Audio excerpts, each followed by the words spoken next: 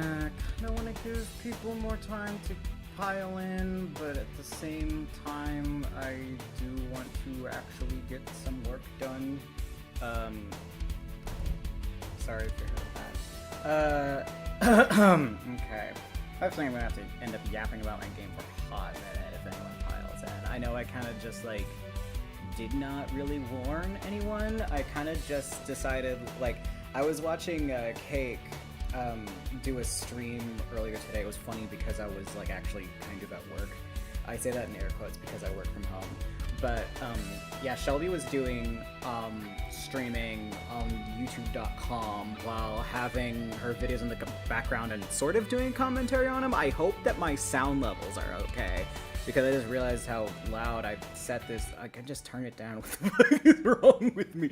But yeah, Shelby was streaming before with having her videos on the background and sort of doing commentary, and that looked like fun to me. And I definitely have shit that I need to fucking work on, so it'd be nice to have something in the background, even if it's like my cringe-ass old videos. I'm never really a big fan of my old work, but yeah, let's go into this hell. Let's just start the stream already. Who gives a shit? So, you know what? I'll just let the video run, and if anyone comes in, wants to say hi, wants to ask, I'll start yapping about my game then. But for now, let's just let's just start. I'm just gonna try and see if I can lock the fuck in on this shit. I have some bugs I need to squash. I don't remember exactly what they are. I have them open in another tab. Some of them I can squash, some of them I can't. Funny thing about game development, and what's been really fun to learn about when it comes to working on this specifically, because I actually have a team of people working with me this time, is that if I don't think I can do something, I could just ask someone else to do it sometimes. Specifically with programming. I would consider myself a very mediocre programmer, but you know, honestly, I was like, well, it's a fucking visual novel. It can't be that complicated. Oh, how wrong I was with my concept. I thought it would be really simple because of the fact that it's like QTEs is kind of the main gameplay mechanic. I'm kind of trying to slip some more in now because I've been experimenting and bug testing and checking over and over again. And a very unfortunate side effect of this game is that you can sort of lock yourself out.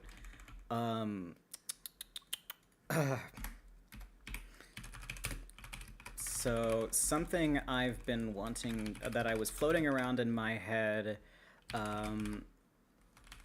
is the idea that people can sort of buy shit that's related to certain conclusions.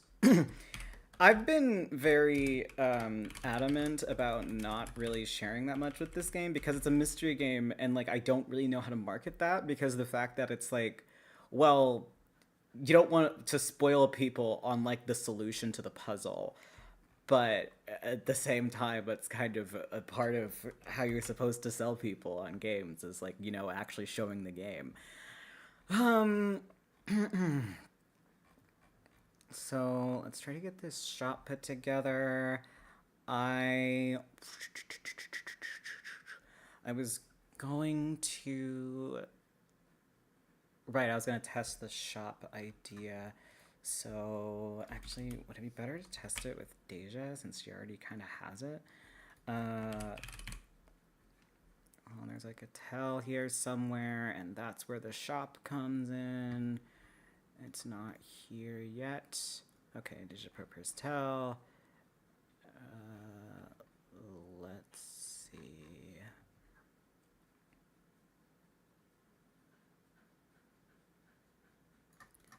So I think what I'm gonna do is this. Okay, that seems good to me.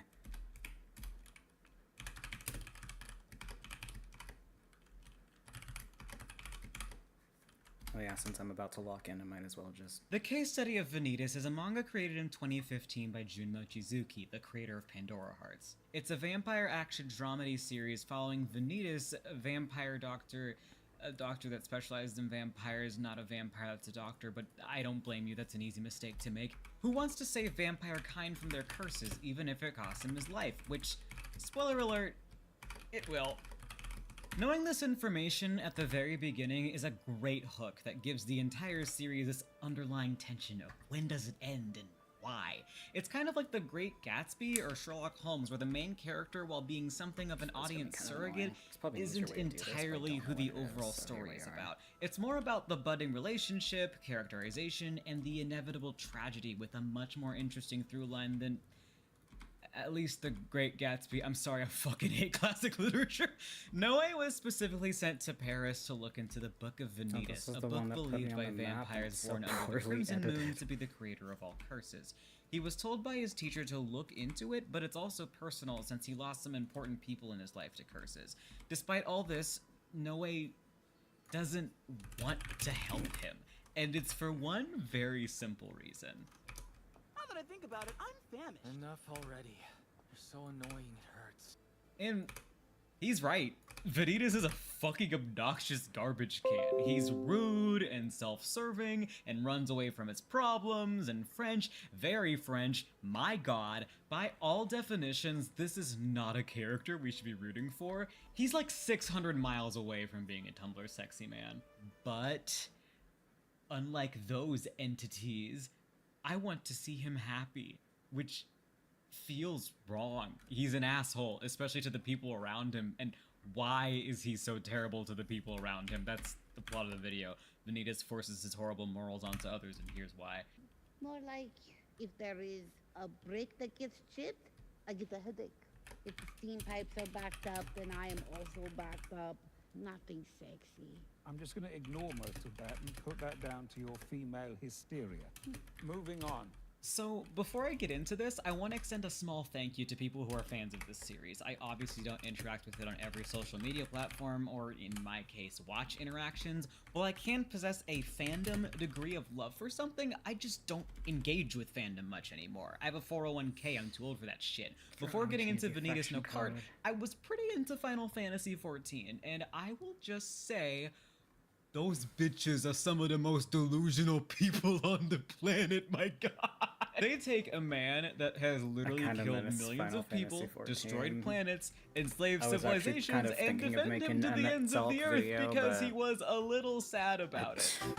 That's a lot of game that I would have to replay, and I just haven't had the motivation to play Final Fantasy XIV at all lately. As long as your character is hot and or depressed nowadays, they can usually get away with pretty much anything. Hot characters especially will get like an army of apologists. But from what I've seen, despite the fact that Vanitas fits both of these criteria, no one that likes this show will tell you Vanitas did nothing wrong unless it's with 100% irony, which was enough for me at first. But every time someone calls him a misogynist, it makes me want to scream a little bit. He is an equal opportunity hater, and I will not stand for this prejudice. I don't remember what the fucking code for it is. I think the first time I saw this being tossed around was when Vanitas first met Jean. Forcing a kiss on someone and being this creepy about being in love is a very good way to make an incel-adjacent first impression. Making a deal where she can only feed off of him when she has a medical condition is also, quite literally, an extremely unhealthy power dynamic, but I think the first time this seemed kind of legitimate is this scene with Dominique. This childhood friend routine is precious. But we both know men only pay attention to women like you when it's convenient for them. Okay, maybe I picked the wrong side of this argument. With a scene like this, I obviously understand where people are coming from. Not only is this kind of a completely fucking disgusting thing to say, but this episode was right after the one with Jean, so I should turn this down a little bit, because I do have some okay, I guess, it's like, fuck, I don't have that much to say about this, but I do feel like I need to say something.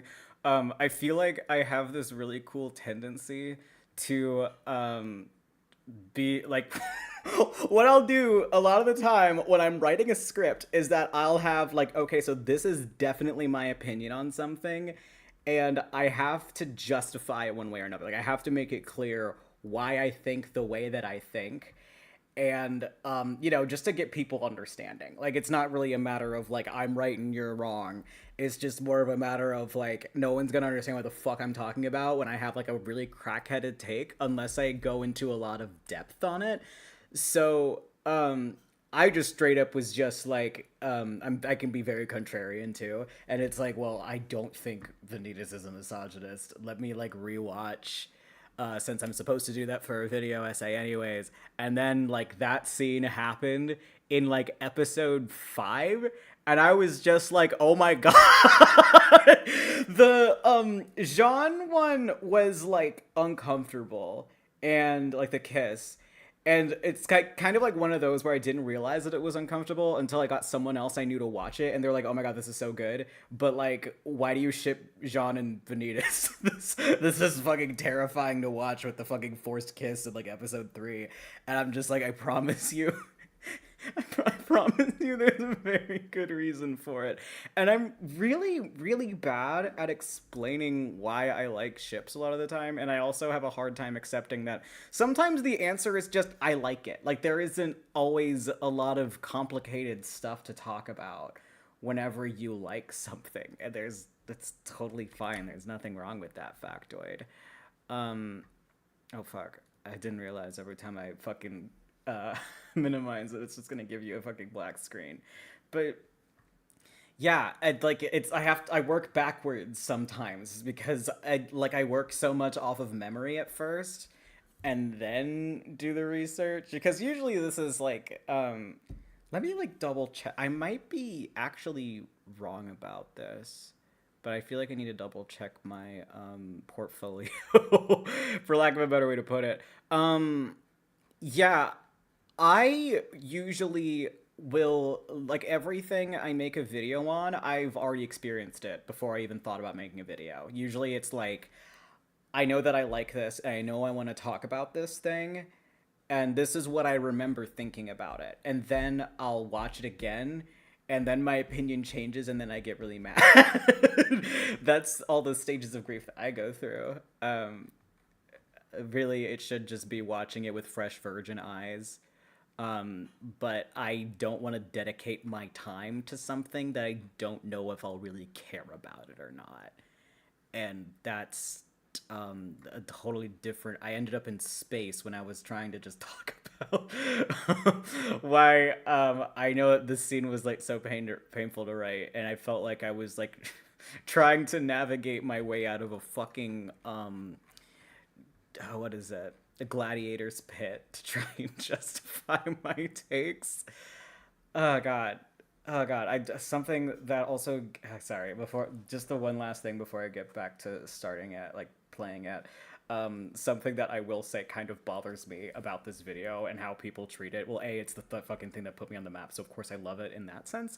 But something that does aggravate me is that people, it's definitely my fault, but people seem to interpret it as like a review or just a general analysis of the show. This is meant to like just be about Vanitas, and specifically about the relationships that Vanitas has with the rest of the cast and how they shape his character. Because it's like, the case of Study of Vanitas is a love story at the end of the day. It's not just about like romantic love, but also platonic love and familial love and self-love. Like, all of those different themes of love are important, and the easiest way to really approach those, when especially in context of Vanitas' character, is starting with the people that he knows and how they shape who he is. And the fact that it seems like a lot of people miss that kind of makes me a little bit sad, but that's fine. We suffer out here. I do plan on making more shorts with it in the future. It's just so hard when there isn't that much new content to go off of. It hurts. It hurts. I fucking love it. This took me, I'm not even kidding, it probably took me like a year to write this. or no, not a year to write this, a year to edit this video because it was like so important to me. I never write, I never make videos about shit that I don't really care about, which makes it hard to make videos a lot of the time. But yeah, let's keep going. Vanitas judges women by their worth, therefore he's a misogynist. But something weird about Vanitas that's easy to miss is the fact that he is usually very deliberate whenever he pisses someone off. It's always with some kind of intention, usually to get some kind of reaction.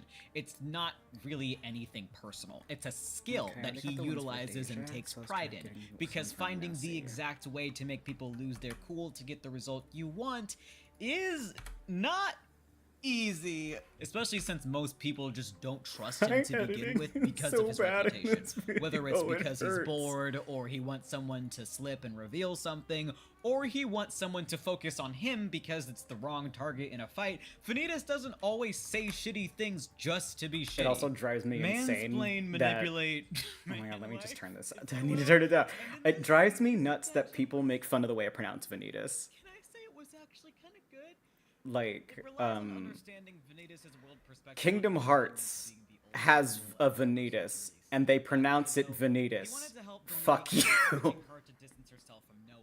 Anime-only fans probably miss this, though. The word convenient in this scene is important, and you know it's important because it's remained consistent from the manga to the sub to the dub. When we think of things that are convenient, we usually see them as subpar but reliable, like a convenience store, open 24/7, or pizza rolls. Hey, they're not nutritious, but they're technically food, and too much of this convenience can be really bad for us. If you eat too many pizza rolls, your tummy's gonna hurt. You're full of grease. In a vacuum, it's not a crazy idea that sometimes jokes will just jump scare me, like, fuck, I forgot about that. Close since childhood, and she was immediately protective of him minutes after she was introduced. But this is way too early in the series to even think about that. Vanitas just isn't the type of person to put a lot of value in his relationships. Really, it'd be more accurate to say he judges everyone by their worth and how interesting they are to him.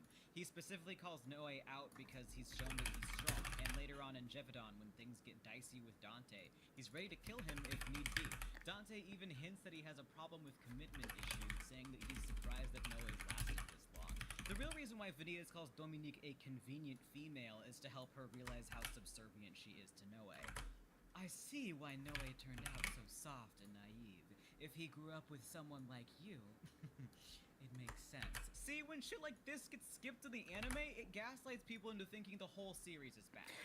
Right! Fuck, I forgot about that! Oh god, that was like such a thing that, like, when I was writing this, it made me so actively mad, because it's like, of course people are gonna assume that he's a misogynist. It skips like a vital piece of context in that scene.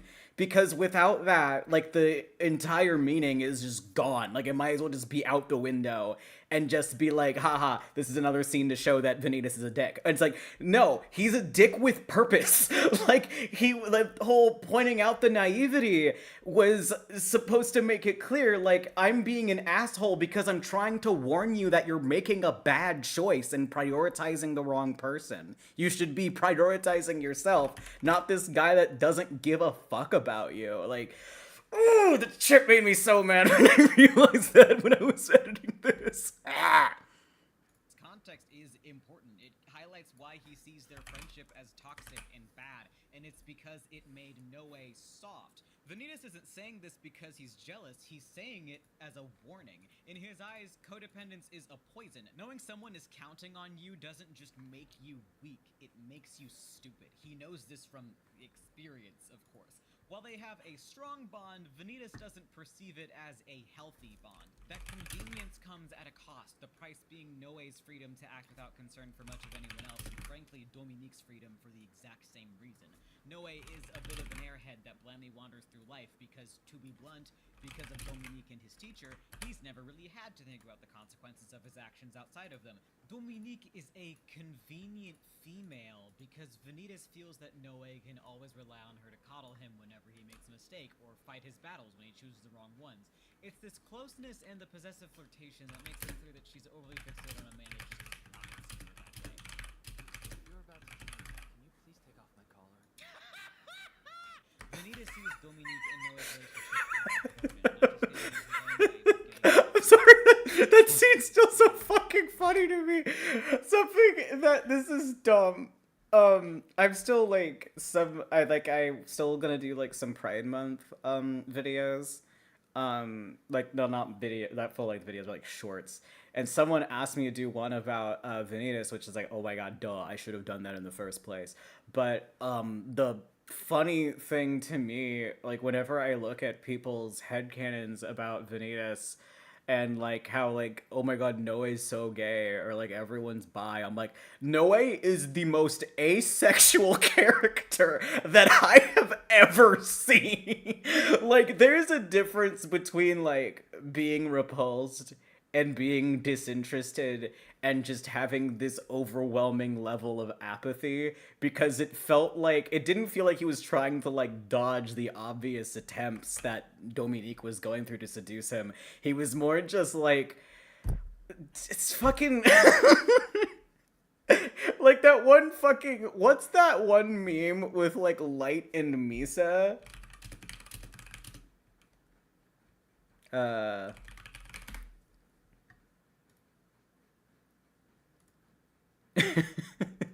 Oh god, I mean, just like, this is important. This is like for research purposes. Oh god, what the fuck is the display capture? I think nope, that's not it. I'm still.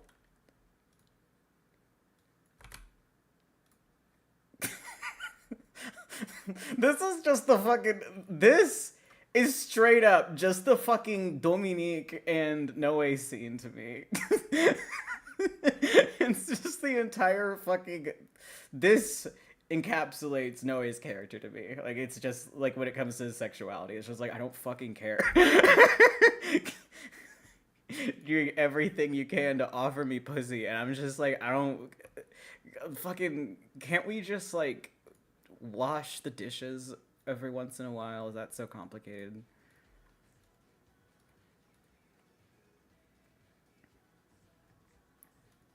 I'm not very good at putting in trigger warnings in my video. I feel like I should be working harder on that.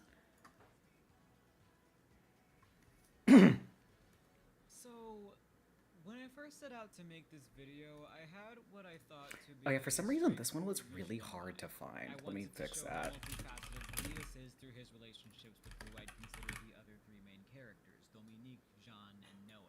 This is, of course, not a Vanitas did nothing wrong treatise. He did a lot of things wrong. This is a treatise on his philosophy. The ends justify the means, and when it comes to who Vanitas came to be today, we cannot understand him without understanding the means being Misha or Mikhail. I'm just calling him Misha because if you couldn't tell by the way I pronounce Vanitas, I can't speak Italian. The means could easily be the. That was such a bad joke. But I should be Misha euthanized for that one. He also drills down to the most vital aspect of being human, and that's empathy. Vanitas' humanity is the one thing he protects the most, the one bit of proof that Dr. Moreau didn't win. He is quite literally the magnum opus of living out of spite. This was likely not going to be something that he even considered until Misha came along. When Misha was added as a child that Vanitas was expected to watch, Vanitas was barely vocal. Vanitas gave the energy of someone who had fully given up and accepted their fate. Misha was likely the youngest addition Vanitas had seen up to this point. He was given direct responsibility whether he wanted it or not, and Misha embraced this significantly more than Vanitas had at first. It wasn't until Misha specifically cried out for him and begged for help that Vanitas realized he was not only required to help out of being assigned to duty, but also out of a moral obligation. Vanitas took the experiments that Misha couldn't because he wanted to break the 71 experiment-long cycle of children being taken advantage of and abused. I'm so mad that his number was number 69, by the way. That shit pisses me off so bad. Survivor's Guilt. And Misha was an opportunity to try and shake that off, to make up for what he failed to do. Dr. Moreau didn't interpret this as a kindness to Misha, it was a kindness to himself, due to the way Vanitas convinced him. It was here that Dr. Moreau considered Vanitas to be his favorite, and the now doubly agonizing treatment that he went through caused him to internalize two things. The first is that preferential treatment is bad. This is the core to his aversion to affection and positivity, why he was so repulsed by Roland and the idea of I think being that's a loved bad by one. Let me Jean. see it. Torture and a violation of his There body needs to be a chemistry is reason what he associates with in this Nessie's positive shot, but I don't know what it should when be. you have Dr. Moreau's eager cheers, Because I want it to be Misha's feasible, emotional but love it's like a describing red his herring. great It's not like sacrifices something that's given for both actually of them. It applies. creates an environment that makes it insanely difficult to shake off that association. Misha, who is supposed to be a reprieve from this torture, is actually making it worse due to the fact that he would probably treat him this way both before and after those experiments. Not only does Misha's very existence double down on Vanitas' physical torment, it takes a toll on That his one's mental good. health I think that one's because of actually this really good. positivity and warmth that's now associated with these horrible experiments.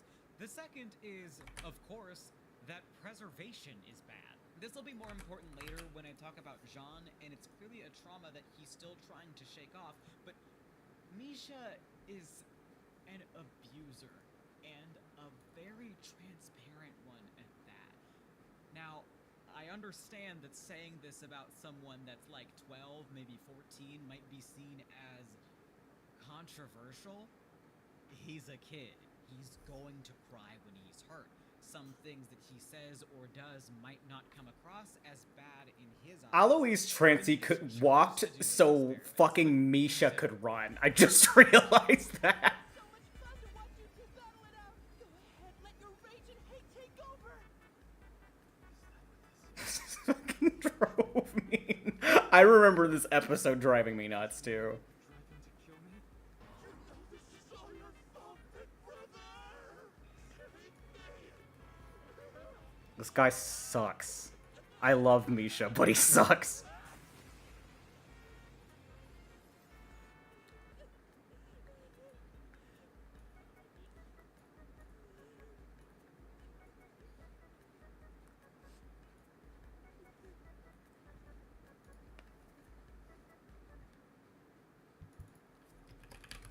These are not the actions or tone of a person that doesn't know their limitations. Misha would not switch this quickly after crying if those crocodile tears actually meant something. Misha wouldn't be reaching out to Vanitas and specifically calling out for him if he didn't know that he would reach back. And there's just something about Oh, the shit. choice of words. There's too much certainty for it to register as anything but emotionally abusive because he knows Vanitas so well. I'm the only one who will understand your pain. I can kill you if you turn into a monster. You know I'm all you need. You'd be fine without him. I want to be with you and Father again. That's all I want. This guilt-tripping and blatant attempts at isolation point to ludicrously possessive behavior. And even if you still disagree with me, Vanitas has such traumatic responses to Misha, it's hard to believe that he didn't at least interpret these actions as abuse. There was, of course, the scene where Dr. Moreau brought him up and he completely froze. He clearly had second thoughts when this he told also is Misha an to fuck important off on the piece. roof, and when you're conditioned to believe someone is all you need, it's just not that easy to walk away, especially with the burden Vanitas chose to carry as his protector. Misha's being pushed way further with the Comte de Saint-Germain, and it's his fault if something happens to him. Empathy is Misha's strongest tool, and Vanitas' convenience as a protector is the reason for that. His convenience caused Misha to turn his weakness into a weapon that Vanitas is painfully weak to even though he knows what Misha is doing. This scene with Dominique might sound misogynistic, but in his eyes, he's doing her a massive favor. It's his attempt to break another cycle and free her from that same weakness. He doesn't really know Noe well enough at this point to realize that he'd probably never stoop to such a level, and this would do Noe a huge favor too, since the guilt strategy isn't really reliable. It's only reliable on Vanitas because Misha knows everything about it. Is was Misha found in understands that he considers I don't think death you to be can a get. better fate than transforming into a Oh yeah, monster. fell in was like a big one that I was mad that I couldn't get. And Misha knows that Vanitas doesn't want any. 'Cause that one's really important. It's all of this ammunition that he attempts to utilize to separate Vanitas from Noe so that he'll only focus on that safety all over again. Misha wants Vanitas to be his brother and no one else's. And most importantly, he wants that sense of normalcy with Luna to be back. Normalcy and complacency is another thing that Misha represents in a somewhat twisted way. And realizing this toxic behavior is probably why Vanitas lashes out over the idea of Luna coming back. Vanitas wanted to preserve his humanity to make sure Dr. Moreau didn't win. He wanted to preserve his empathy because Misha reminded him that despite the darkness, a familial love is still real and possible in his cold, dead heart. He wanted to preserve the lives of others so that no one else went through as much torment as he did. All this preservation did was stab him in the back and end in futility. Vanitas still ended up having to join the clan of the Blue Moon. Moreau still got away. Vanitas had to throw away that empathy and embrace consequentialism in order to clear Luna's name. I'll do as I please, use the methods I choose, and no matter what you people want, I will save you without fail. Recovering from abuse is a healing process that takes a lot of time. Emotional abuse is just as valid as any other form, especially in this sense. But it is these relationships that I believe will help you through learning how to trust love again. And I think some part of Vanitas is fully aware of that, too. I can't believe I'm gonna screw this up again, but I like finding typos. I actually like really want to make a How I Met Your Mother video because like I think the characters are really interesting actually, and also that show is so important to me. Like it's the definition of a comfort show for me. Did not age great, but doesn't matter. It's still a fun watch. One of the more fascinating aspects of Vanitas is how painfully self-aware he can be. He knows that he's annoying, but also a fairly competent doctor. He understands that using Vanitas' name makes his own patients afraid of him. And like previously discussed, he's painfully aware of the fact that he has an unhealthy bond with Misha. Vanitas' relationship with love, period, is very messy as a result. Even if their love was completely familial, it still created a negative association with positive emotions. Forgot to add and that. preservation. That would have been pretty bad. That preservation angle shows the only way he knows how to love is through self-sacrifice, but he also knows that that's wrong. He considers anyone that has someone to protect to be weak, Jean being no different. He calls her tame, weak, a disappointment, ultimately still a monster. And yet...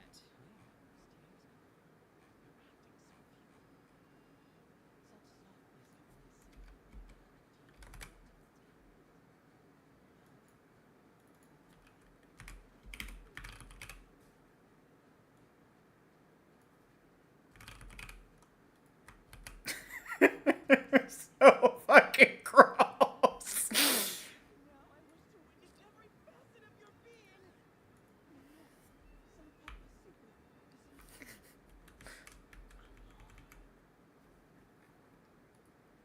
Man, I'm so good at picking the wrong side of all of this shit all the time. In this scene, Vanitas is fucking creep.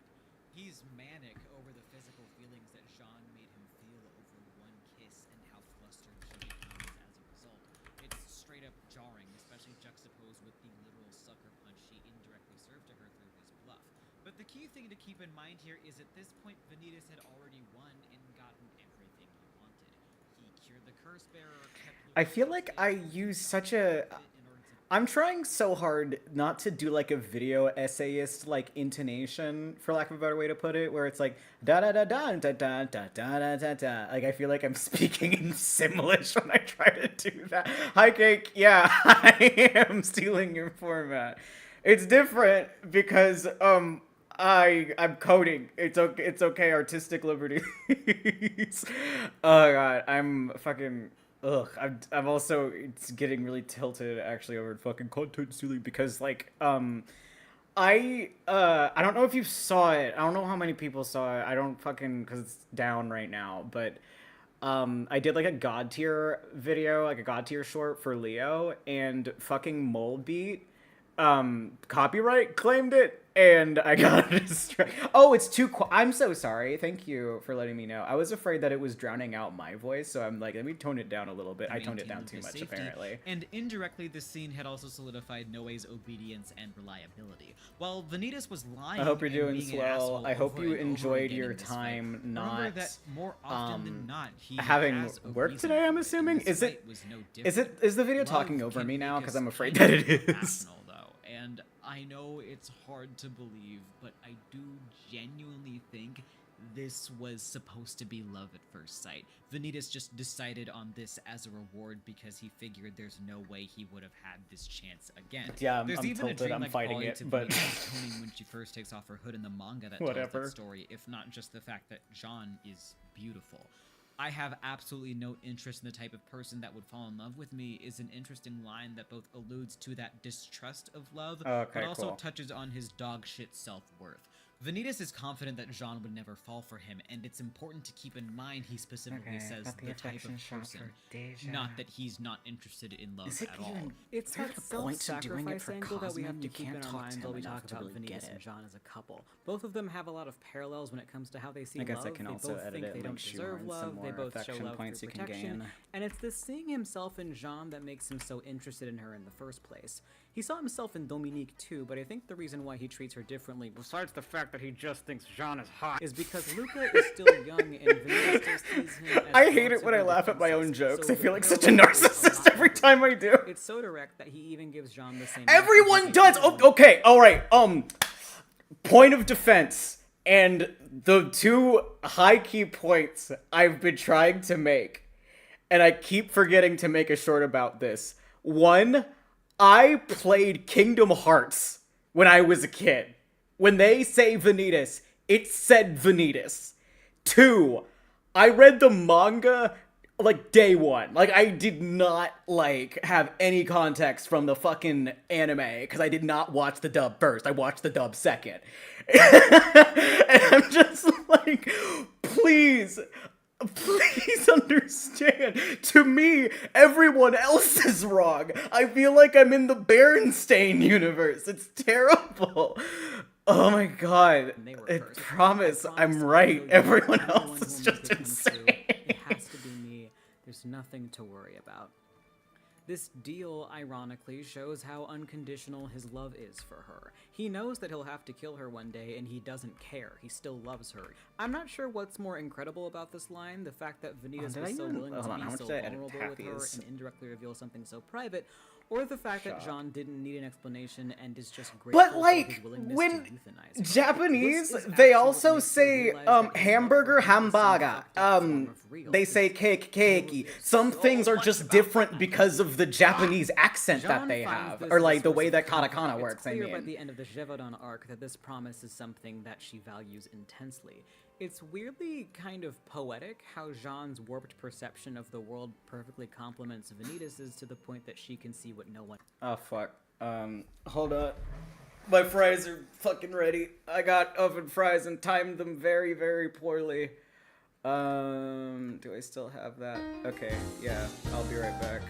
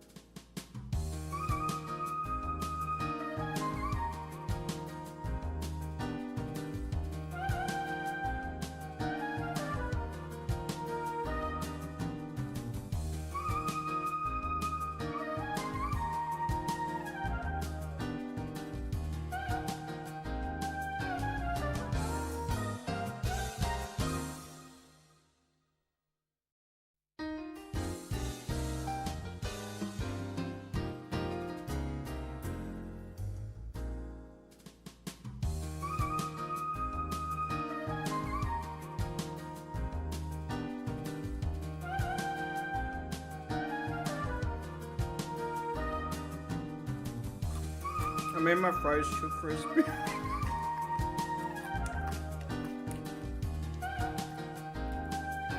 The fries, oven fries, frozen fries, I feel like the direction that they give you, they never make them crispy enough. They're always just like a little too soft, and I like my fries pretty crispy, but this is like, they're just chips. I fucked up and just made chips.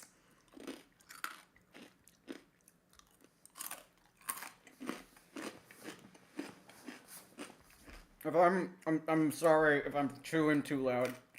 I mean, they're not burnt, and that's really all that matters. They're not burnt. They're just like really fucking chip level. And so just, how much time? Oh my god, I'm so. Okay, here we go. Sorry, I was curious how far we were. She's able to focus on the intent, which is Because now we gotta drives sit here and Venus' watch for a every little move. bit because I gotta eat my fucking fries. Delusional, but doesn't Can you mean hear that it? Can you is hear the why crunch? some Because I'm people trying just so don't hard to be quiet. Vanitas is a well-intentioned person, but he always does it in the most roundabout way possible in order to deliberately avoid praise. Praise makes him uncomfortable and brings back bad memories, and just the simple joy of seeing Jean I'm smile really puts far him away at a from the weird mic. I'm like a crossroads. forearm's He's not length away from the supposed to mic. feel good about this. Well, no, a The whole. warm feeling What am I talking that about? My he whole gets and arm describes away as from a the mic. curse is that true love that he was unfamiliar with. That bad cold. This feeling sucks. that he sees her. It's a curse because it gives him. I don't have a something lot to of fries, so we don't have to go through this It for makes very him long. weak, like he judged her for, like he judged Dominique for, like he judged himself for enough already. It's a breach in his defenses and just feels wrong. Kind of like Jean too, her smile is a luxury he sees himself as undeserving of, but how could she resist? Chloe was a beloved childhood friend of hers, one that she already tried and failed to kill. Chloe is a curse bearer. Curse bearers have to die, and most importantly, she begged for her hands to do it. Due to her position as an ex-below, she sees that day as a failure she has to make up for. Of course, a large part of her doesn't want to do What'd it. you eat for It's painfully lunch? obvious. Vinius can see right through her when she explains it, asking her if that's what she really wants. Don't think, don't want, don't wish. Something that does, like, I was a dog. high-key kind of piss me off To be a tool. whenever I have to no explain will to of its own. people why I She was like punished for the Vanitas crime and of Jean feeling a lot more remembering than so Vanitas and severely No that Way. it almost cost her her life, Is and because Vanitas I simply feel like won't their allow her to relationship just wallow in that represents misery. so much He more. wants her to know Like, that what- she does like, deserve to think for herself. I guess the easiest Vanitas way doesn't for even me see to himself as phrase worth it loving. It's not is that, like, Vanitas and No Way would give each other what they want, but Vanitas and Jean would give each other what they need, if that makes sense. Like, they kind of fit together pretty perfectly and cleanly with the way that their issues overlap and their ways that they cope with those things and all that shit.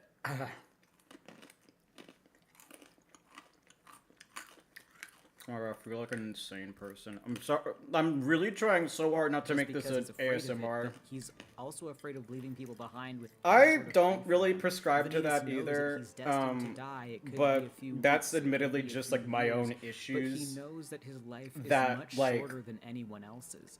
I just have a During lot the of blue issues with moon might have polyamory. Like, bought I have a lot him of some trauma with extra it. I'm not time, gonna but go into depth he's on it, still but not I meant just to try be not to here think about it, forever. like, ever. While he knows When that he it can comes to handle the shipping death of Jean, characters. since he's had to deal with so many people dying in front of him, he's not sure if her soft heart could handle that responsibility. She beat herself up enough over Chloe. If he can't trust her enough to accept her love, the best thing he can do is make her happier than she was before. It's subtle and not so subtle things that show that Vanitas earnestly cares for Jean outside of their promise. Not only is there this proclamation juxtaposed with existential dread, but there's also the simple reality that he couldn't even dance with her because he didn't want to step on her toes. He was willing to lie for her because he knows how important I could also Luca is to her. go a little bit into why I don't like it at a... No, you don't. I understood what you were trying to say. Thank you! Sorry, my bird was flipping out. Because he knows how important Luca is to her. let's not forget about the fact that he absolutely did not. Yeah, need I to mean, take there's that also step like when he stole room Beauregard's from like protector. this is. I promise. This I'll objectively has nothing to do with polyamory, but this is more about just me as a writer and how I perceive writing romantic relationships in general. I genuinely kind of despise it when people are like, "Oh yeah, they should just all be together." Like that kind of just like assumes that everyone would be okay with being together, and that's like, from what I've seen, like 80% of the time, that's just not the case. Just as an example with this, like, again, this is completely me separating myself from the situation. But Vanitas' whole thing is that he, what is it? He just kind of needs to take things one step at a time. Like, I feel like if you just give him everyone at once, then that kind of would diminish his own self-worth in a way. What is it? Jean especially can only really have one at a time. Yeah, it's just like I can't see their brains working that way. Like it's kind of like very simple to me in terms of that, but I'm way over explaining. I don't really need to say anything else. His love, but it's his way of showing his love. I won't. That's what I was die gonna not say. before Yeah, like you as a do writer, is a it's sentiment like a that huge he pet peeve of mine embraces. because I He feel like hates it's just a seeing her cheat to cry give and everyone a wants to happy ending absolutely when it's like you spoil don't her really for as long as necessarily he need to can. have that. I'm the one who will make your wishes And come also, true. happy It ending has does to not be. necessarily So always spit it mean out. people being Tell me what romantically you involved really with each want, other. no I'm matter sorry. how I'm off trivial it my is. soapbox Whether now. it's an ugly emotion or even a curse, I'll accept it for you. Oh, word. I love these two so much. I remember, like, when I was in Japan, someone was telling me... Sorry. Someone was telling me that, like... I'm so glad you understand. I feel like every time I say that, I sound like an insane person. And it's just like, everyone doesn't need to be happy. Like, that's... It's true! Like, it really... You don't have to cheat. It's totally fine if people are not involved in, like, a love triangle or anything. To say that I hate a character or a pairing because it gets in the way of the ship that I like more. Good. I love It's like, again, when I have, like, a intentionally or personal not, bias a like that, very I'm always strong afraid that I'm portrayal, going trying to, find a sense of belonging, you know, trying to sound like I'm belong not being despite objective. being the only other in a But, society yeah, or yeah, culture you get it, we're you get it, you get it. adopted into, to the point where he doesn't stand out. in his Anyways, own fucking story. As a Taffy's black person that felt goddamn like I had affection to thing. abandon my own culture Yeah. to blend into the white school. Just like culture whatever. growing up. I feel really seen. by People Noah. can ship it, As I a won't. protagonist, it's That's interesting to see really someone who basically has it such for me at the end of the incredible day. strength and kind of a short fuse be more interested in talking things out. It was especially jarring looking back all the way in chapter 4 where he recounts that Jean isn't as strong God, when I as made his that teacher. short, I was really just reiterating Holy this shit, thing. the amount of foreshadowing in this series is just insane. There's a lot of tension that's played for laughs when Vanitas' objective, logical Alright, outlook has to so find a middle ground between what do you him need and to get Noe's blind Taffy's optimism. Noe's values get constantly challenged, and watching finger him be pointed forced at to him, that's bend kinda and hard to break them get. is what makes him such an Excuse me. interesting character. He's great, and it's so frustrating that I feel like more people see him more as shipping fodder for Vanitas than his own person, to the point that I almost hate the idea of them being together. I feel like talking about their relationship would be a disservice to Noe, even though relationships are what this entire Maybe I video should is put was about. poisoned So here instead. it's my video. I'm making this part mostly about Noe. Yeah, It's I kind of easy to agree. forget that he's the main character, but the entire show is about Noe discovering the truths about the Book of Vanitas. They That's haven't really why it's interacted at called all. The Case Study of And I'm Vanitas. just like, y'all Noe could... studying Vanitas. The Everyone series else is itself in it. has They're- an interesting they're just relationship with starting the to get audience by people making to you, the cross reader, streams, the for lack person of a that better way to found put it. I'm Noah's pretty sure memoirs. that The they'll have joy more in watching conversations the soon series is enough. trying to figure out who I remember, Vanitas is, like... the challenge being the only perspective It you have. makes me so mad! Oh my So fucking apologized god! for being too nosy that he holds his questions so close. Every single time I get a comment that is just like Vanitas and Noe should kiss and that's it, that's the comment, I want to throw a rock through like 12 people's windows, one for each zodiac sign that has betrayed me by saying that Noe is nothing but shipping fodder indirectly. Anyway. It's, oh my god, it sucks. Like, the timing is so tragic. I think it's I'm sorry to say this, but I feel like I'm just in Homestuck all over again. Like, it's giving Gigapause Part 2. It's like, it's so bad! Okay. close to his chest.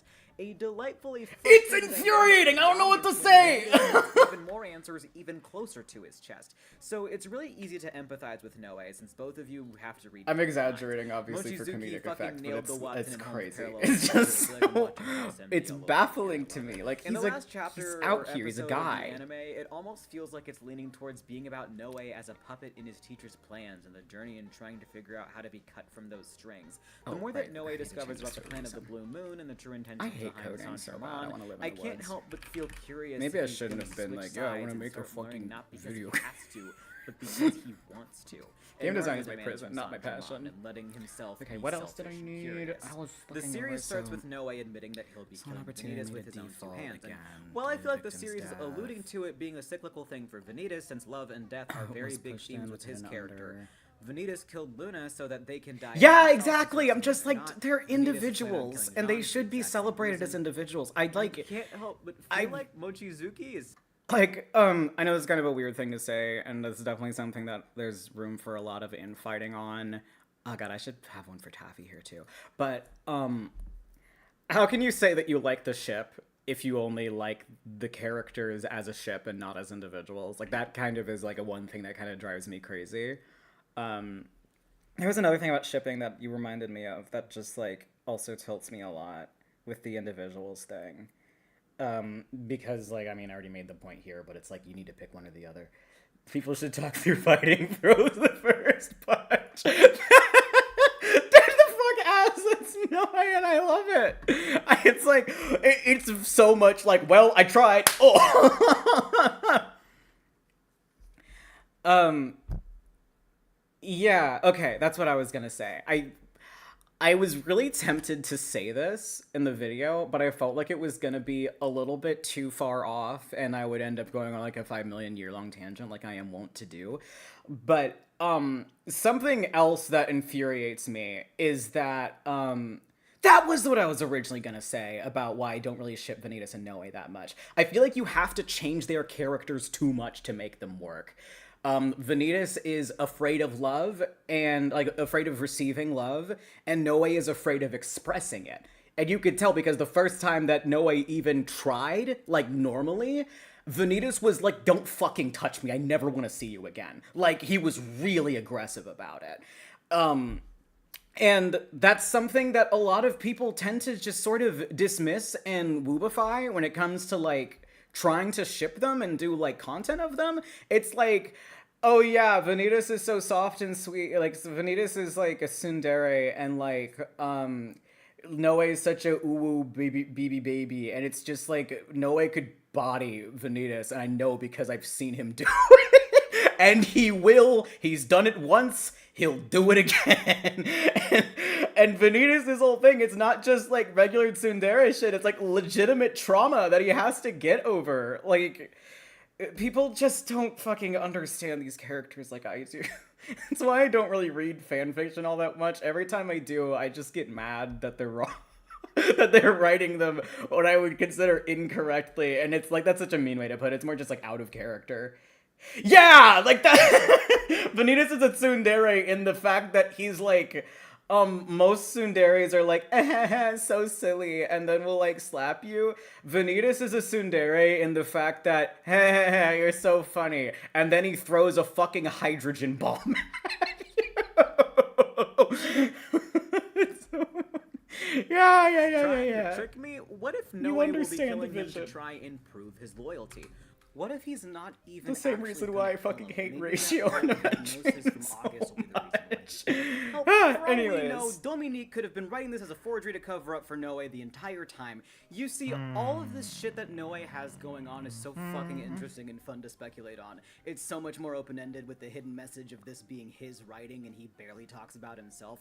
This is his letter to his teacher, his caretaker, his mentor, and he hardly ever seems to talk about how he's doing or what he's doing on his own time. What the fuck is that all about? Does Noe just feel that his teacher doesn't care, or is there a reason Did I? he's keeping it Okay, a what did I secret from say the for audience? Nessie in There's terms a lot of little timeline for details the about his curse? writing if you look for them, like how Noe is implied to I find doubt out it, what but this Vanitas is this doing year's note during that came certain in with times that by just one. asking Are people you that sure it was coexist in the hers? Is scene, this a weird like question? Dominique I feel like spying to on take his a date deep with breath. If Jean, positive or it was Deja, Roland she being the did bring it in. confidant Vanitas goes to about his feelings. Admittedly, I think. I didn't realize this until Dominique and Jean had a conversation that Emilia mentioned, but very specifically says we'll stay between them. I just thought this was a really cool detail. Someone needs to write a fic of like the main four just chilling and smoking weed. That so many people ignore all this shit for two dudes making out. I love two dudes making out. Put fucking High School Musical in this. I know I'm kind of contributing to it with this video primarily being about Vanitas, but Take your I damn am notes. Do your fucking trying. video. Unlike some people, don't Treat even yourself, get me have started with fun. the racial implications of this shit. Oh my god, I was like pulling up this video, and you know how it gives you like top comments and shit. One of them was like very nice. It was like smoke week. One of them was like oh yeah, I'm like a black person, and it like really feels good to see Noe as like strong black representation. And someone was like, he's not black, and I'm just like, I didn't know where to put this. like he look. Well, no, specifically, it made me laugh because it's like he's not black, he's French. Like black French people don't exist. That shit, I was like, part of me was like, I should be deleting this comment because this is like obviously hate farming, but at the same time, I'm like, this is so objectively funny. I feel the need to leave it here. Yeah. About Noe and how little I see the average VNC fan talk about him on Twitter, I can't help but stare up at the ceiling and ask myself the question, would this even be an issue if he was white? Yeah, this was something that like I was very afraid that I don't. So, hi Lychee, how's it going? Yeah, he's not black. He's French. Leo and It's so Gallo, funny. both in You love can't be both. Leo You have to is pick one or obviously the preferred other. Forget the fact that like Africans famously speak French very fluently. You picked a really goofy time to come in, Lychee. Just fucking talking about stupid ass comments that I get on my videos sometimes. Ooh, oh my god, you joined because of my adventuring video. I can like dispense this as well. Let me pause this for a bit. I need to talk about this one because it's so fucking. There's like. Yeah, I love Promare. Like, comment, subscribe for more Promare content. Moby recently hit me with a copyright strike because of my fucking old goddamn Leo short that I made like 6 months, maybe a year ago. I'm like, that's so fucking funny of you. So cute and funny of you to try and take ad revenue that I am not getting. So on the adventuring video, you should remember this cake, but there was a comment like not too long after it came out that was something along the lines of like oh yeah, like Romani, I use a slur for Romani, of course, are totally fine, but they should stop like sucking up like government resources, and like it was like some 1950s style racism. Like I could not stop laughing at it even though I knew that it was fucking terrible. I'm just like, did I like not make it clear enough that I really don't like the way that Romani are represented in Vanitas' character? At least I personally think that it's bad. Like, I know I left the window open. I left the window open on purpose because I don't like talking over people that have actually experienced that stuff. But from my research and also me talking to other friends, they're like, no, oh my god, it's so much worse than you thought. Because also one person pointed out to me that a really common Romani stereotype apparently is that they have gambling addictions. And it's very common of them to like, you know, have the merchant thing, and Aventurine is very explicitly referred to as a merchant several times in the game. So like, oh my god, it's one of those things where it's like, oh Jesus Christ, it's worse than I thought. So bad. Yeah, I have like a 45-minute long Leo video that you should put in your pocket if you love Promare. That was my fucking quarantine hyperfixation. I have like 7 copies of that fucking movie because I was so hyperfixated on it. One that I got like not too long after COVID closed down everything. Also being liars and manipulators. Yeah. That one was like, that one's awesome. Yeah, liars, manipulators, and thieves. I remember also when I was doing the Romani research, like it explicitly, like basically word for word was what Sparkle said. And I'm just like, that's awesome. It's so irritating because I also like with the fact that it's named Sigonia instead of like the Chinese slur for Romani. I was just like, it's so nice of you guys to like try and tone it down, but could you have at least? I guess you couldn't have, because like if you did, then it would lose the whole point of saying that no one trusts Aventurine because everyone's fucking racist. Oh my god, yeah. What was it? Okay, yeah, I have the copy. Like, oh my god, it was so fucking. I remember. All right, so back in 2019 was the first time I watched Promare. It was during like the re-release, so like no one in the theater was there pretty much. And my friend went with me, and they're like, I didn't think that was very good. And I'm just like, are you kidding? That was amazing. I loved it so much. And then I heard that they were re-releasing again with Leo Hen, and then COVID hit. And I was just like, so help me God, I am going to watch the short on this fucking twink, or I'm gonna fucking do something drastic. Oh my god, I went through so much shit to get that, only to like, the short wasn't very good. I was really disappointed in Leo Hen. Like, Leo Hen could have been so much better. It did not give enough about his character, and it was really disappointing to me. Is YouTube doing that cool thing where it's not showing me the goddamn chat again? Like, it's not updating? If y'all are being quiet, it's totally fine. I just wanted to make sure, because last time that I tried to stream, there was like a whole 5 minutes where YouTube just wasn't uploading or updating anything. Oh yeah, he is. Yeah. Hiroyuki Solano, I believe. God, his shit is so good. I'm glad the fucking movie was so goddamn amazing. I wouldn't say that it's objectively good. Like, it's definitely, I've watched it like 50 times.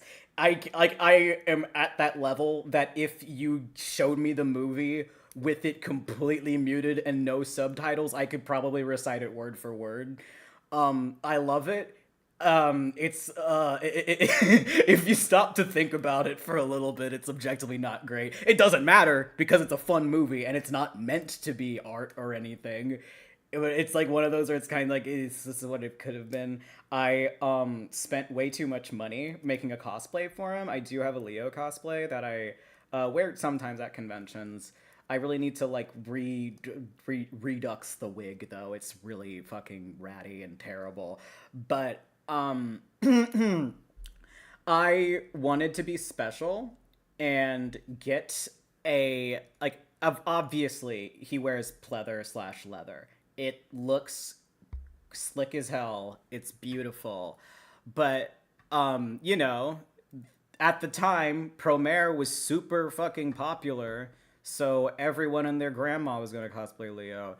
So I got this fabric that, it just says, screams, I was not, ow! With the fucking, like, with Visual Studio being so, like, dark, and this flashbanging me just hurt. Anyways, there was, like, a black, was it this one? No, it was like a rainbow reflective fabric. Like, I found like a black reflective fabric on Mood that actually did like reflect the, I'm not gonna look for it, it's too much effort. I found like a black reflective fabric at Mood that actually did reflect like the Promare colors. Like, it used like it reflected green and pink. I'm like, this is fucking sick. It was overpriced as hell, but I needed to feel special. And then, because it was so reflective, I think it had, like, microglass in it or something.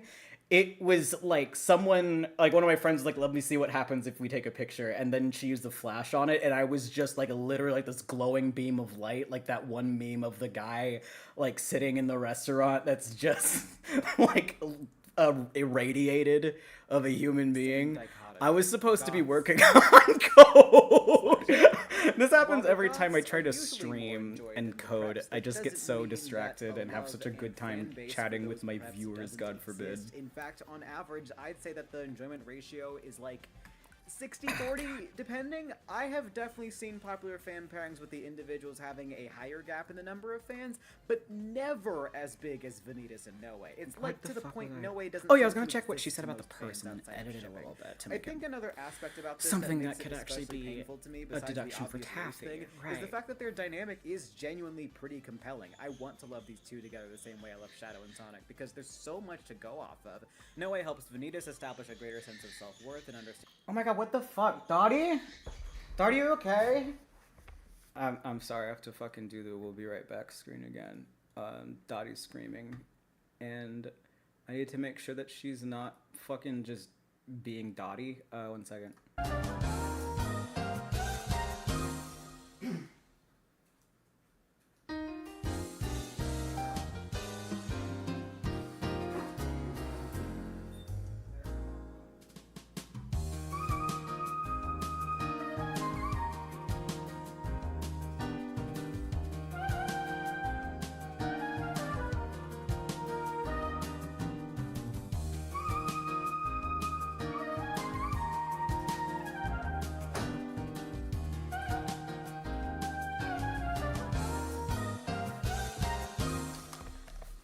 Okay. Alright, I'm back. There it is. Yeah, I moved recently. And I think Dottie is trying really hard to be brave about it, but at the end of the day, I think she's like super fucking stressed, and she's just been kind of flipping out every now and again. And it's just hard for her to adjust to the new surroundings and such. That not all people are inherently evil, while Vanitas gives Noe a crash course on the harsh truths of reality and the simple fact that you can't trust or rely on everyone. Oh yeah, the this fact is that also... I'm sorry, I keep fucking pausing and getting distracted. I have ADHD. My meds have worn off, so I am just in the yapping zone. My pronouns are he, they, and z, spelled XE.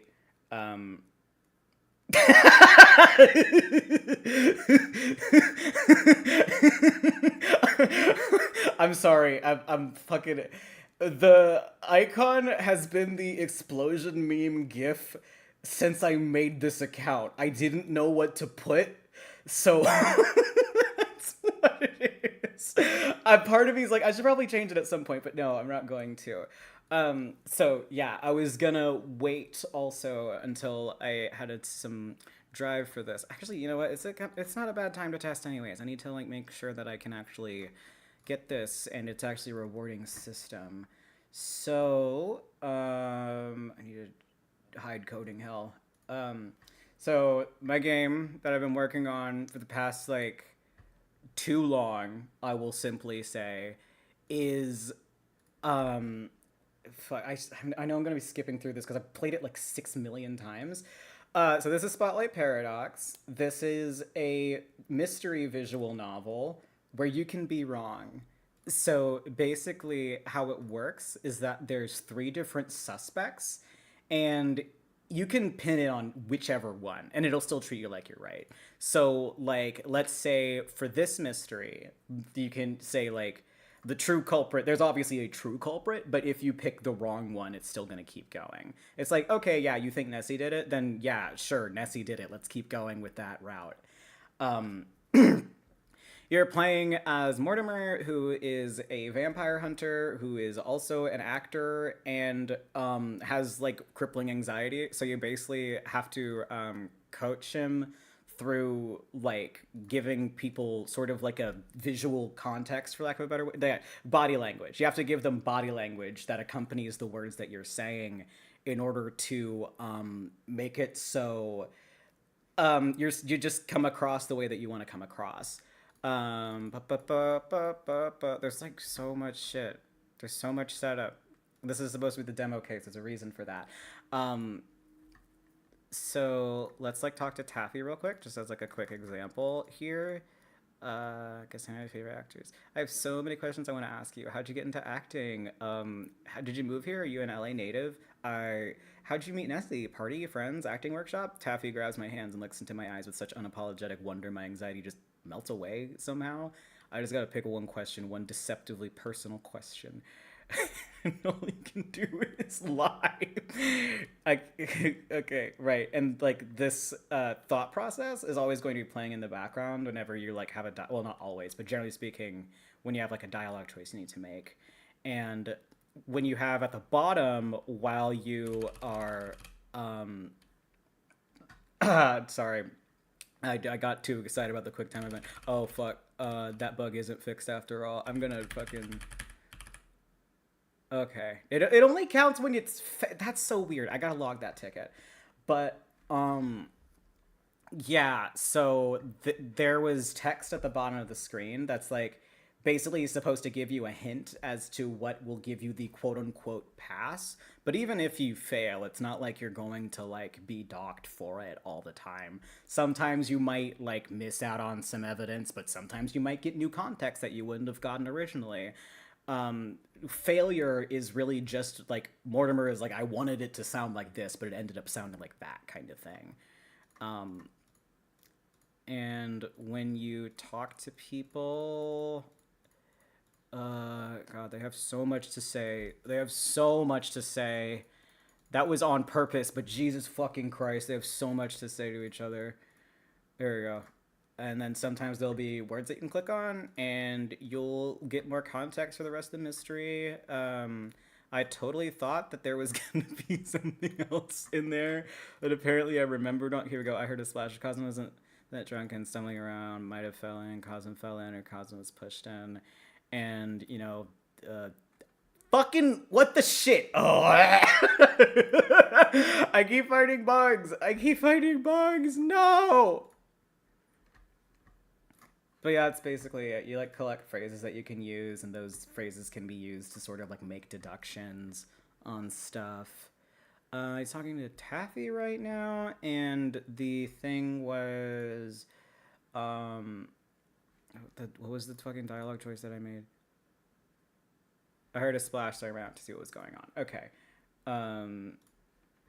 Now we're in the coding zone. Now we can go back to live reaction of shit. They kind of need each other in order to establish a balance.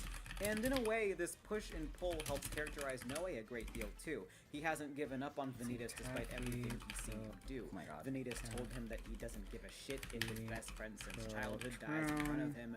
Noe watched him murder a child that, at that point, he had every reason to believe he could just cure. He called him a fucking slur. Y'all are really gonna call Vanitas a misogynist for that one scene while he's slinging slurs at Noe like it's nothing? Y'all... Okay, let me... Some people might just prefer Vanitas' archetype. I love me some slimy gremlin haters, I do. And again, the whole series is about picking him apart. But people really don't want to put Noe under the same microscope. And I know why. I just wish I didn't. Noe doesn't deserve any of this stepping over that he gets from fandom. He gets enough shit in the series from Vanitas already. There aren't enough words for how much I lost my shit when Vanitas was trying to figure out why he couldn't kill Noe. This arc is the series at its finest. The audience gets paid back and then some for every seed that's been planted up to this point. Whatever, I can just look at the stream later. I don't feel like writing it down. My job is bug testing. I'm a QA tester.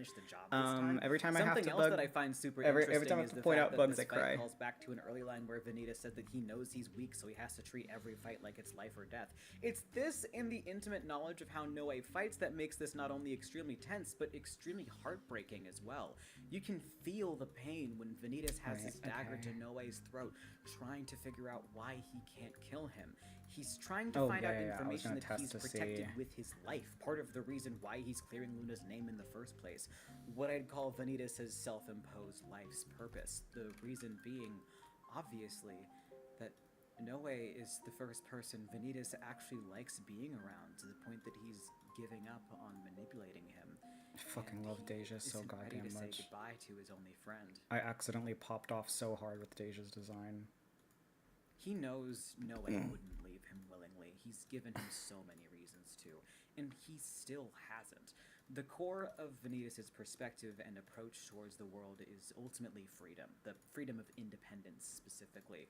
When no one is tied down to him, he can do whatever he wants and act however he chooses. He doesn't have to worry or deal with the guilt of potentially growing attached. It's not just a freedom of independence, it's a freedom of sorrow and fear that the other person would worry about a problem that they just can't fix. When Noe says that heartbreaking and iconic line that he will never set him free. This is what Luna meant when they said he's a good person. He's ultimately well-intentioned, just in an extremely What fucked were the up and buttons for that? I self-destructive thought that way. was it. I'm not going to walk around and pretend like the gay subtext isn't there. It's blatant, and I love the idea of them, but that's kind of the problem. I just love the idea of them. I weirdly think their bond is too strong to be romantic. It's better than Oh, a I think I might have romance. That swapped being the the labels. bond of soulmates and best friends. It's like, yeah, I love my best friend, and I don't know what my life would be like without them, but like I wouldn't fuck them or anything. Such a stupid fucking thing. It was really weird that this was like literally the only thing that I got copyright flagged for. It was really bizarre, just like that little snippet of song, but it's We fine. have someone to directly compare it to. I should have probably just Jean and changed the Vanitas have music, some but I didn't parts of want their to. relationship that share a DNA with Noe and Vanitas, like the whole blood drinking thing. Attraction to someone's blood is supposed to imply literal chemistry between people, and while Noe is attracted to Vanitas' scent, Jean is attracted to the taste. We know because we see her drink from him. Noe only really had 1 or 2 scenes where he wanted to try it, and even then, this was like me going to Bath & Body Works blazed and on an empty stomach. Of Trying course, so everything looks hard. and sounds delicious. But what I feel shows the most Come back contrast between later. the two of them and why I'm more of a Jean truther is their confession/realization of their feelings. And you can pick scenes. a primary Jean holds back suspect. because Dominique tells her to. She knows that Vanitas isn't interested in people that like him, but this is definitely a scene painted as oops all goofs like their actual date. It's pretty obvious that Jean is going to confess to Vanitas at some point. It's just a matter of when. This is actually a good thing due to how much it causes Jean to grow and allow herself to be a little bit more selfish like Vanitas. Oh yeah, something else I encouraged wanted her to do. check is if I can It's thanks to his actually pushing with Chloe, showing her that she is allowed to reach have a hopes and conclusion. dreams. He sees her as more than just a tool, and he wants her to acknowledge that beauty in herself too. His love brings the At least doll one. to life. Noe, however, holds back due to a more direct understanding of how Vanitas reacts to these things. He witnessed with his own eyes the breakdown he had in front of Roland with the very suggestion that Jean would like him. It's why he says, "Of Is this course, back I here? still don't like you or anything, but I'm glad you're the person you are now." It's a roundabout love confession intentionally framed in a way to make it palatable to Vanitas. What did it's I in the do same for way that Noe cosmic had to hide his shards? curiosity as an archivist I'm to just be more doing some palatable testing. to everyone else in This is the Vampire most Society. boring part. Hi, editing Culprit Fafnir needed here. access to How's Cosmos it chest. going? I don't have that. I realized that I didn't make this point very clear, so I just wanted to record this because I felt like it was kind of important for people that just listen to these kinds of videos. Jean was put through a peer pressure cooker when she realized how she felt about Vanitas. And while the vampire politics are kind of light in the show, they are kind of important. At least specifically when it comes to Jean, because she has been almost executed by Vampire love Society Taffy a multiple lot. times, just for They kind of suck. existing. Noe, however, has not been put through this pressure cooker at all, and already has that thin ice that he feels like he's standing on with his teacher not being very popular and him being an archivist. He didn't have to deal with that pressure cooker at all because he had the benefit of privacy. So it's another like little thing, but it's another thing that sort of adds to me supporting I Jean's forgot that relationship Deja with gave Vanitas such an more than ominous Noah's. Okay, hint. get it, got it.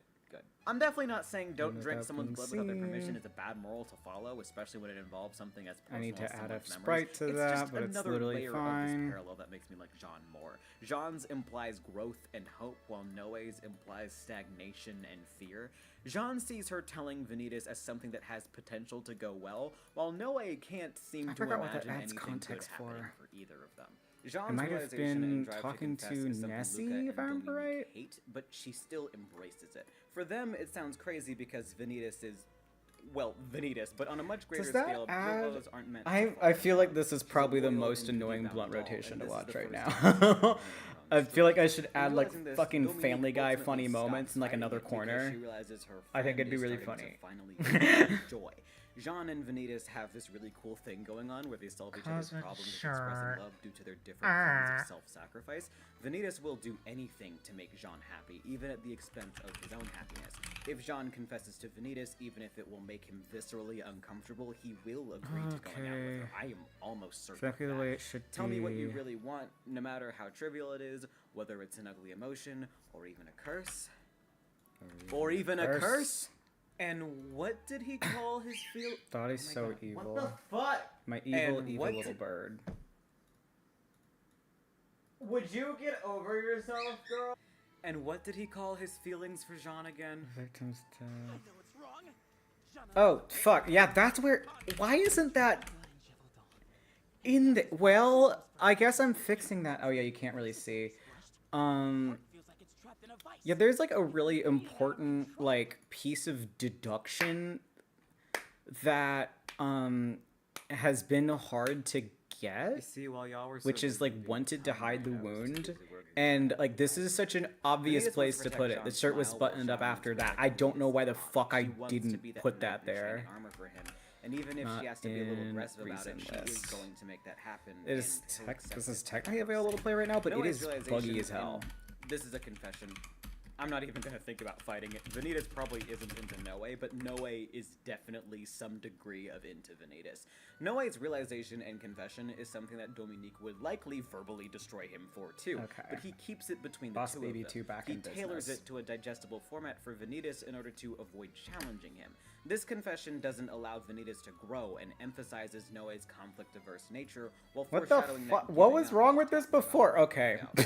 Noe Why tiptoes didn't it and say walks on anything eggshells before? around What the Vanitas when it comes fuck? to his Whatever. feelings. It's made pretty obvious when Misha points out that Easy despite all fix. the time they spend Easy together, clap. he doesn't know a damn thing about him. He's meant to study him and study the book, but due to the fact that Did he's it- so used to being considered a Am I other than stupid? archivist, he never went I might further be than stupid. Vanitas I may was be an comfortable idiot, with, but I'm not an relying idiot. mostly on nonverbal cues and facial expressions that I he got to deduced check on his every own. 5 He had to seconds, go at like, his pace, even when it wanted bites to him in hide the ass and wound Vanitas is doesn't not mention important in the details about reason curse list. until Noe gets the brunt of it. Noe might be dismissive of him physically, but mentally he has to deal with a tug of war between his curiosity and what is considered socially Why I put the okay. victim's He doesn't death- it's ask not because really he doesn't want to important. be that archivist that puts his nose where it doesn't belong. There's nothing wrong with being considerate of others, but he does need to learn that prying isn't going to vilify Was it him. unbuttoned Just or like Jean buttoned? I needs feel to like such learn an to be a old little bit fucking more man. selfish. I He know. needs to be his I'm own not done. free. I'm cooking. I'm still cooking it. I'm walking it. Yeah, was buttoned it. I should have. I feel like I should have done was buttoned up in, but whatever. It doesn't really matter. So, this obviously isn't everything. Vanitas and Noah's relationship could easily go into more depth and its own video, but I already dug my own grave. Can we please just keep it as shallow as humanly possible? And you have no idea how bad I feel about completely skipping Roland. That is easily the worst crime I've committed in this entire video. Not to mention the fact that Mochizuki's hiatus... Oh, I'm not putting the alerts. Why am I not? See, it's like I need to fucking test my own shit or something. And I have such a love for edgy bitches that feel like they're broken beyond repair. Noe has an interesting line when he finds out about the Dr. Moreau version. I hate of coding. abuse, the one I who don't needs know to how, save more like- than anyone. I've been watching like a One lot of most Doug Doug lately. I don't might be understand Vanitas why he himself. does or why or Wikipedia how he defines does a fucking Vanitas coding as a streams. symbolic work of art showing Granted, I transcendence guess life, Maisha ability, is a little bit passion, more uncertainty, and depth. narrative And even if it's focused. not his name, it's still a name that fits him perfectly. Like I'd make like more As narrative selfish as focused was, shit where he's Misha just was like right fucks when around, he which I said that his commend, but revenge that's is just simply stupid and not what's pointless. going He on in won't this make him house. happy. I remember when I was into the Hunger Games, the ending of Mockingjay always God, felt so kind of. bittersweet to me. I feel like I It's all want to. over. I always want to rewatch the Katniss Hunger Everdeen Games. is That's my the toxic one trait. who Is that I used to really be liked the able to Hunger influence Games when I was a kid, and that him hasn't and really. the audience, because no I matter haven't how been much he fixed feels, he's or going to absolved die of that before it yet. makes any real impact on his life. If this last arc taught us anything, it's that The he knows that he needs victim's to more to death get better. Giving up on controlling Noe wanted is his to fucked up hide way the of finally wound. taking that first step.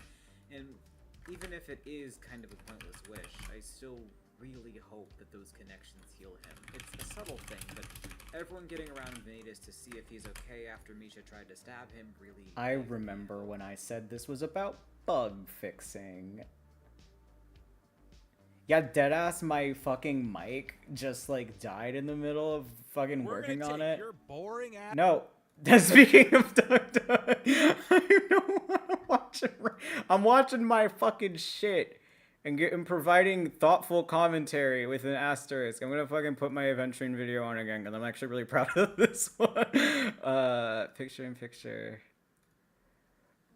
I also fucking got Cypher E2S1 somehow, and it's like driving me nuts. Like, I legitimately have no fucking clue how that happened. I was like trying to lose my 50-50 because I wanted to be ready for whenever Adventuring was getting rerun. Because I want him at E6. Everyone's telling me you don't need him at E6. I'm like, I don't care. I want him at E6. So I kind of regret it. But at the same time, I wanted Sunday, and I did get Sunday, so it all works out, I guess. Advertisements very strongly push me away from every single one of their properties. I really don't think I'm alone in that either. I'm not kidding when I say I legitimately just thought that I hated Hoyoverse because they fucking put out ads so much. It's like so grating to me. And I thought that there was no more meaning in my life. I'm also so glad I have Boot Hill now. Like a little thing. I'm just so glad that I have Boot Hill. The Bottom mechanics text. are simple but deceptively complex. Every character feels unique to play in a way that reflects their personality. I definitely have some complaints, but I'm not here to focus on that outside of the fact that if Adventuring isn't rerun as soon as possible, I'm gonna have to do something drastic. You think you guys get brainworms? You think you guys get brainworms? I got Pregon disease! Adventuring time. Sometimes I do like scripted like reactions, but this one was like so genuine. Like I was so fucking mad. Please. No, I don't care. I don't care. Where's my boy? Fuck you! Actually, I know I had to like, I think I did it to like -20 because I was so fucking loud with that. Can we make more anime boys that are over the age I don't know of how I didn't get in 21? trouble for that.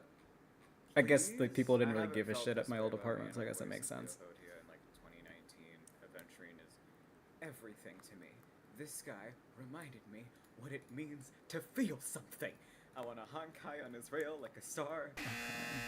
I want a star on his honkai until he rails. I want a rail on his honkai till he sees stars. So I got a point for that.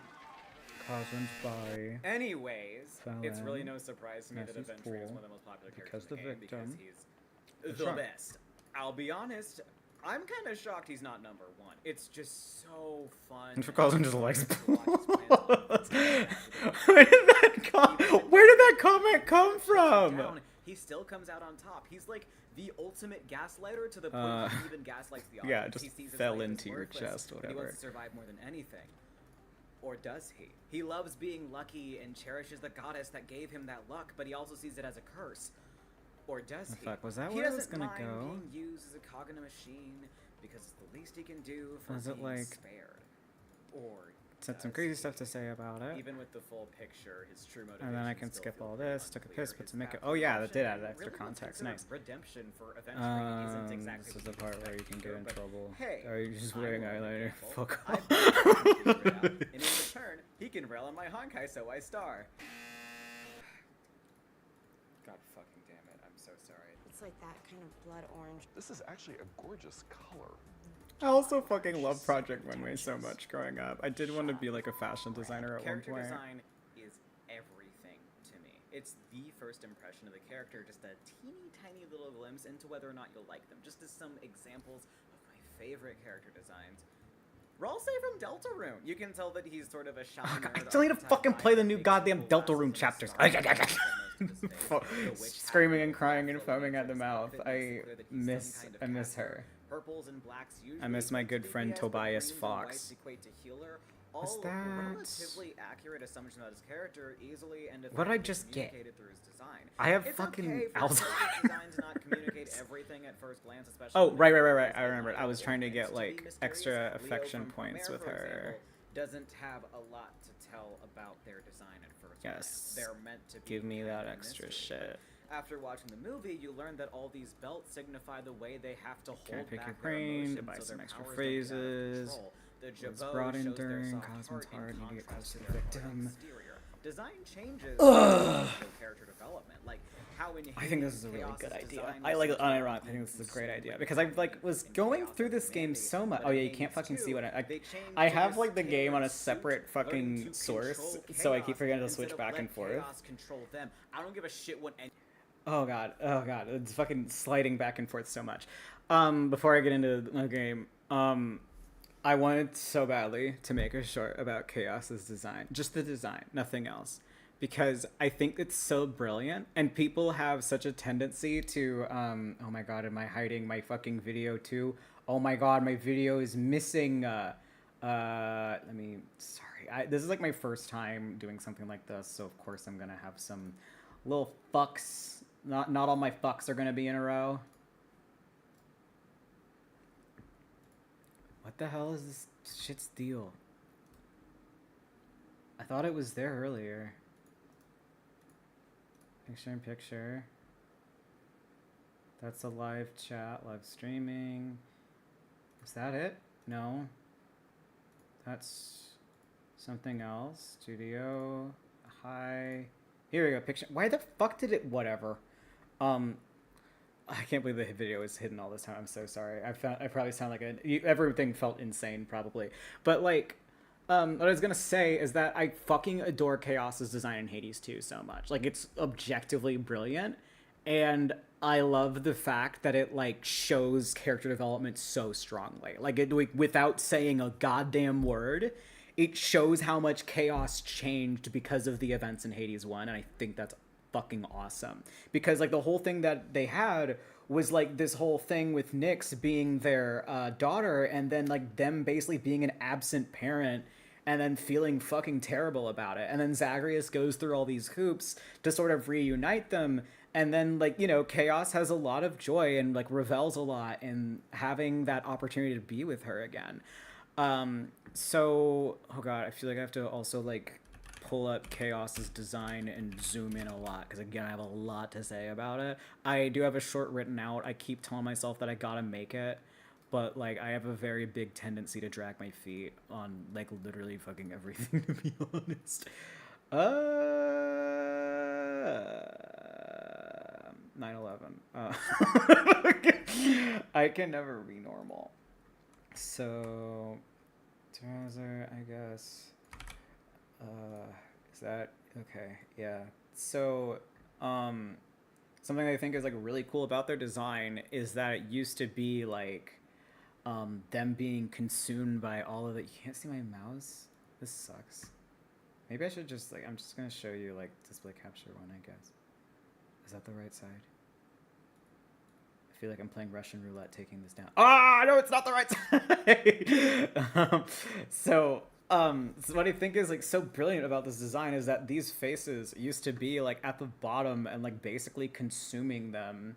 So like Chaos was consuming them, and now the heads is just one on their shoulder and this one. So now they properly control Chaos, and obviously this is like their former head. Like that's like they've literally killed themselves in order to be reborn, which is why there's the fetus here, and then like the lotus blossoms. The symbolism in this is like so strong with the rebirth and everything. Chaos is like kind of an angel, and like re-embracing that by having like this, but still having the ties to the underworld, so like the bat wings are still there. And there's the whole thing with Nyx that I think is really cool, is that I'm pretty sure, if I remember, I don't feel like looking it up right now, but there was like one of Nyx's little gems was supposed to be their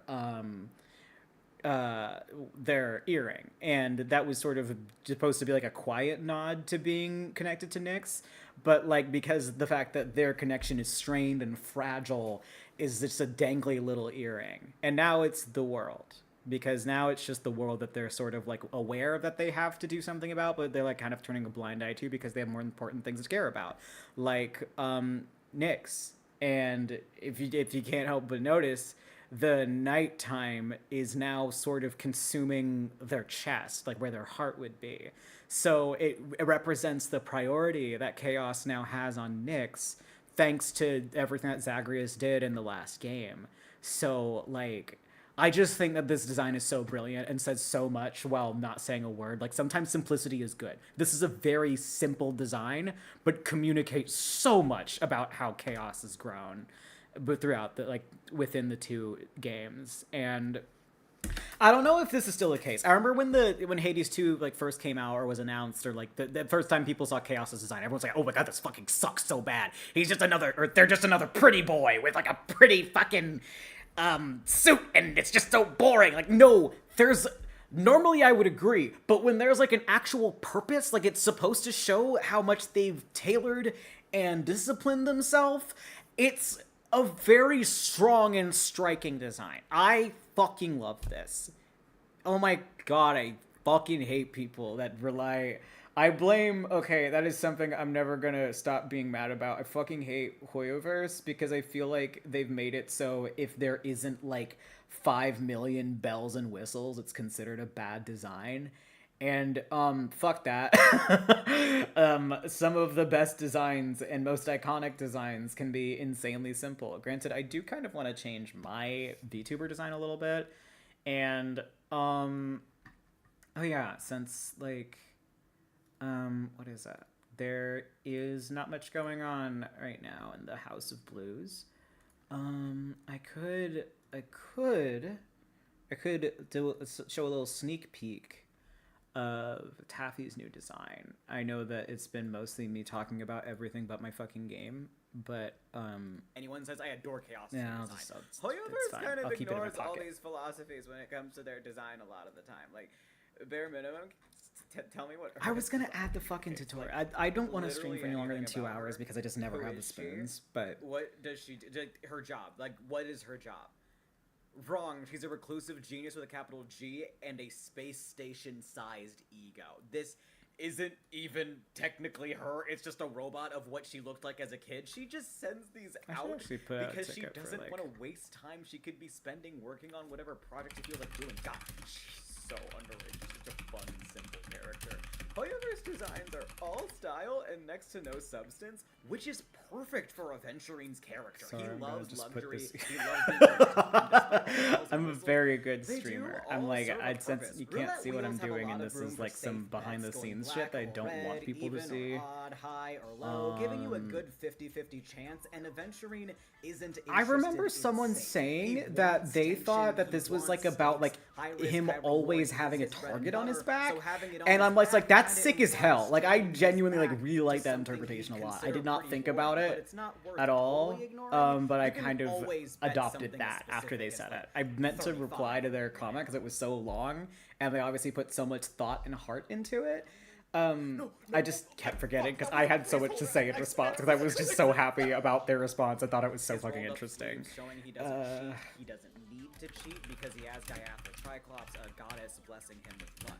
Gaiathra Triclops is a goddess worshipped by Aventurine and the rest of the Avgens, at least when there was a rest of the Avgens. I'll get to that in a second. Avgen culture does have a massive love for intricate patterns on fabric, like the peacock feathers, jewelry, precious stones, especially turquoise, which makes up a pretty good chunk of his color scheme. Not to mention turquoise stones symbolizing luck and protection, which could be seen as another silent nod to Gaiathra. His peacock feathers tie into that too, not just symbolizing pride and beauty, but rebirth too. Aventurine was born on Kakava, the holiday where Gaiathra is reborn, hence the luck blessing.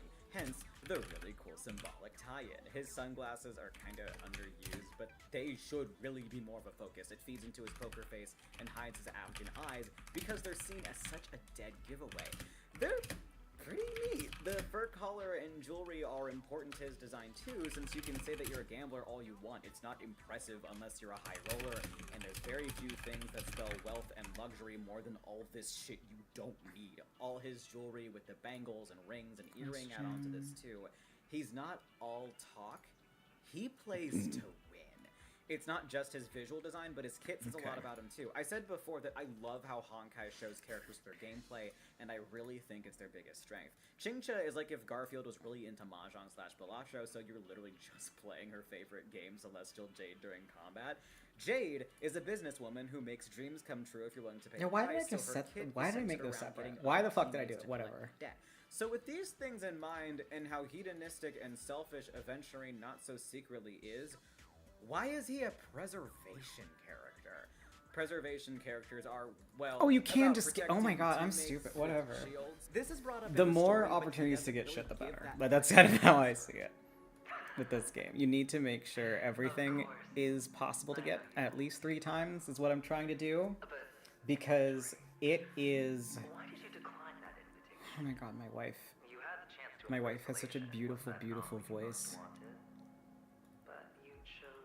I do love how his voice actor just talks like that. Like, that's just his voice. I doubt it. Do you even have anything in common with the preservation? Oh, I thought you knew. Didn't you say you had me pegged? We're done. Either stop talking or disappear from my sight. This I'm sorry, I is got really distracted. cool I because it has immediately kind was of like, double oh, the tree! Oh, a roguelike infinite mode. Elation is the path associated with follow-up attack. Basically, follow-up attack is an opportunity attack in D&D. You get a free extra attack between turns, and his kit is all about them. Aventurine's kit is centered around shielding other people with his money, taking advantage of the opportunity given when someone else is hit or doing a follow-up attack, and making it rain. Elation is obviously associated with joy. People that follow it worship clown god Aha for crying out loud. So the fact that he chose preservation over elation means that he'd rather be safe than happy. He throws money around because he sees money as a means of protection. I'll get to the nitty-gritty of why. I should probably change the word that's given extending there, that but protection is his way of well, showing 'cause that the he victim was values drunk. you and wants to keep you safe.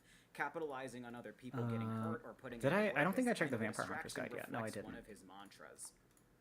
I don't make deals that don't pay off. So I hope you don't disappoint me. Aventurine's attacks all ironically scale with his defense stat, showing how that money that's used as a means of protection is also a very effective means of attacking. Oh, look at me, friend. I'm Aventurine, your favorite guy. Money is power, so take $10 million. I'll just be It's right just the here if radio. you I need don't me. know why I will the be the radio is sharpest so blade in fucked your up. arsenal, and you will regret every battle without me. But there is one flaw with his overall design. So if you're from Africa, why are you white? Oh my god, Karen, you can't just ask people why they're that feels good. That felt really good, actually. Like, this I is was a bit- like a little bit in Why my is he head. white? Like, is that Abjins that, are that so deduction was? I obviously tied keep with forgetting to Roman culture, fucking it's hide the goddamn thing, but like, actually kind of I embarrassing. Don't put these believe words me? together, just Don't like worry, me I have thinking, a and it just list. ended up First fitting off, together. Abjin is Romani for honey. Hold on, I just realized to put peppers. I feel like I should pick a different Second, image. Kakava, the festival the Abjins have. Do I celebrating the have, birth of Gayathra Triclops, shares a name and that's very weird, similar meaning with the baby. Turkish Romani holiday. Is this the Kakava. picture of- Abjin Kakava is about the Oh, rebirth no, of this Gayathra is Triclops, the- while Turkish Romani What was Kakava this? is about the resurrection of Baba Gas Singo. station cologne. I Oh, forgot yeah, about the other this. name for Gayathra Triclops is Mama Thung, by the way. Coincidence? I think not. Why the fuck was there cologne in a fucking gas station bathroom? I think I found this on a road trip. And I don't, like, our exquisite replica. There's replicas of these. This is not only a gas station, thing. Like, it's not just gas station cologne, it's bootleg gas station cologne. Where the fuck did I find this? I think it was on my road trip to ASEN. Oh god, I need to find. There's like an image that I want to use for the background, but I don't remember. Don't tell me I accidentally picked the fucking bootleg again. Let's see. So image. Let's try not having dementia and picking the other one. Is this more? Don't tell me this is more fucking bootlegs. Oh my god, no! I'm grabbing the wrong thing. Okay, so what the hell is this? Oh, condoms, horny goat weed, pleasure pack, fantasy 6, 6 different items for fun or intimate pleasure. I don't trust the fantasy 6. I also don't know why the fuck I have this image on my computer. I don't know. You have to like find the fun sometimes in your life. And I think me finding the fun was just pointing and laughing at the fact that you could find like goofy. Oh, okay. This This is what I wanted. This is the stance of pure power is what this is. Robert Pattinson, come on down. So whenever I have everything on accident put away, then he'll be staring you right in the fucking face. You're welcome. Third, Romani are unfairly stereotyped in the real world as criminals, liars, and thieves. The Avgens are unfairly stereotyped in the world as criminals, liars, and thieves. Do I need to go on? Why is he white? Look, I know not all Romani people are brown and some are white passing, but fucking come on. Hoyoverse has a really bad track record with taking from other cultures. They even take a Romani slur in another language and name the planet Aventurines from after it, so that's awesome! I am not Romani myself, and I am painfully unqualified to talk about whether or not Aventurine's depiction as a Romani character is offensive or not. I know a lot of people are furious about the slur, but I haven't really heard anything else. I will leave those seeds and give Romani people the floor to speak up with. I was trying so fucking this. I know I made a comment about this already and pinned it, but like genuinely speaking, it like fucking pissed me off because I did want to say something, despite the fact that I genuinely don't want to talk over people either that actually have the right to talk about these things. But it's just so aggravating that Okay, so when I was looking stuff up, I was genuinely trying to look from Romani voices of people that played the game and are familiar with what happened and are familiar with Romani culture and stereotypes and all that. I did reach out to one person that I saw made a short or like a TikTok or something about how he found Aventurine's character to be pretty offensive as a Romani stereotype. And I wanted him to elaborate. Like, I wanted to, just pull him aside, hey, I'm working on a video about this character, and I saw that you had some interesting things to say about him. Can I, interview you and, ask some more questions about it, for you to elaborate? And he just didn't respond, which is, that's fine, that's fair. But I have never felt like I am I'm like a lot of people. I having my uni. Normally it gets in the way of me doing those very simple things of asking those questions to people that would actually know what they're talking about. Normally that's not even something I'd fucking think about, but the one time where I think about it was just okay, this sucks, and it's really unfortunate because I also meant it, of course, that if there's any Romani people that have experience with these things, comment and tell me how you think, tell everyone how you think the Aventurine's portrayal poorly stereotyped your culture.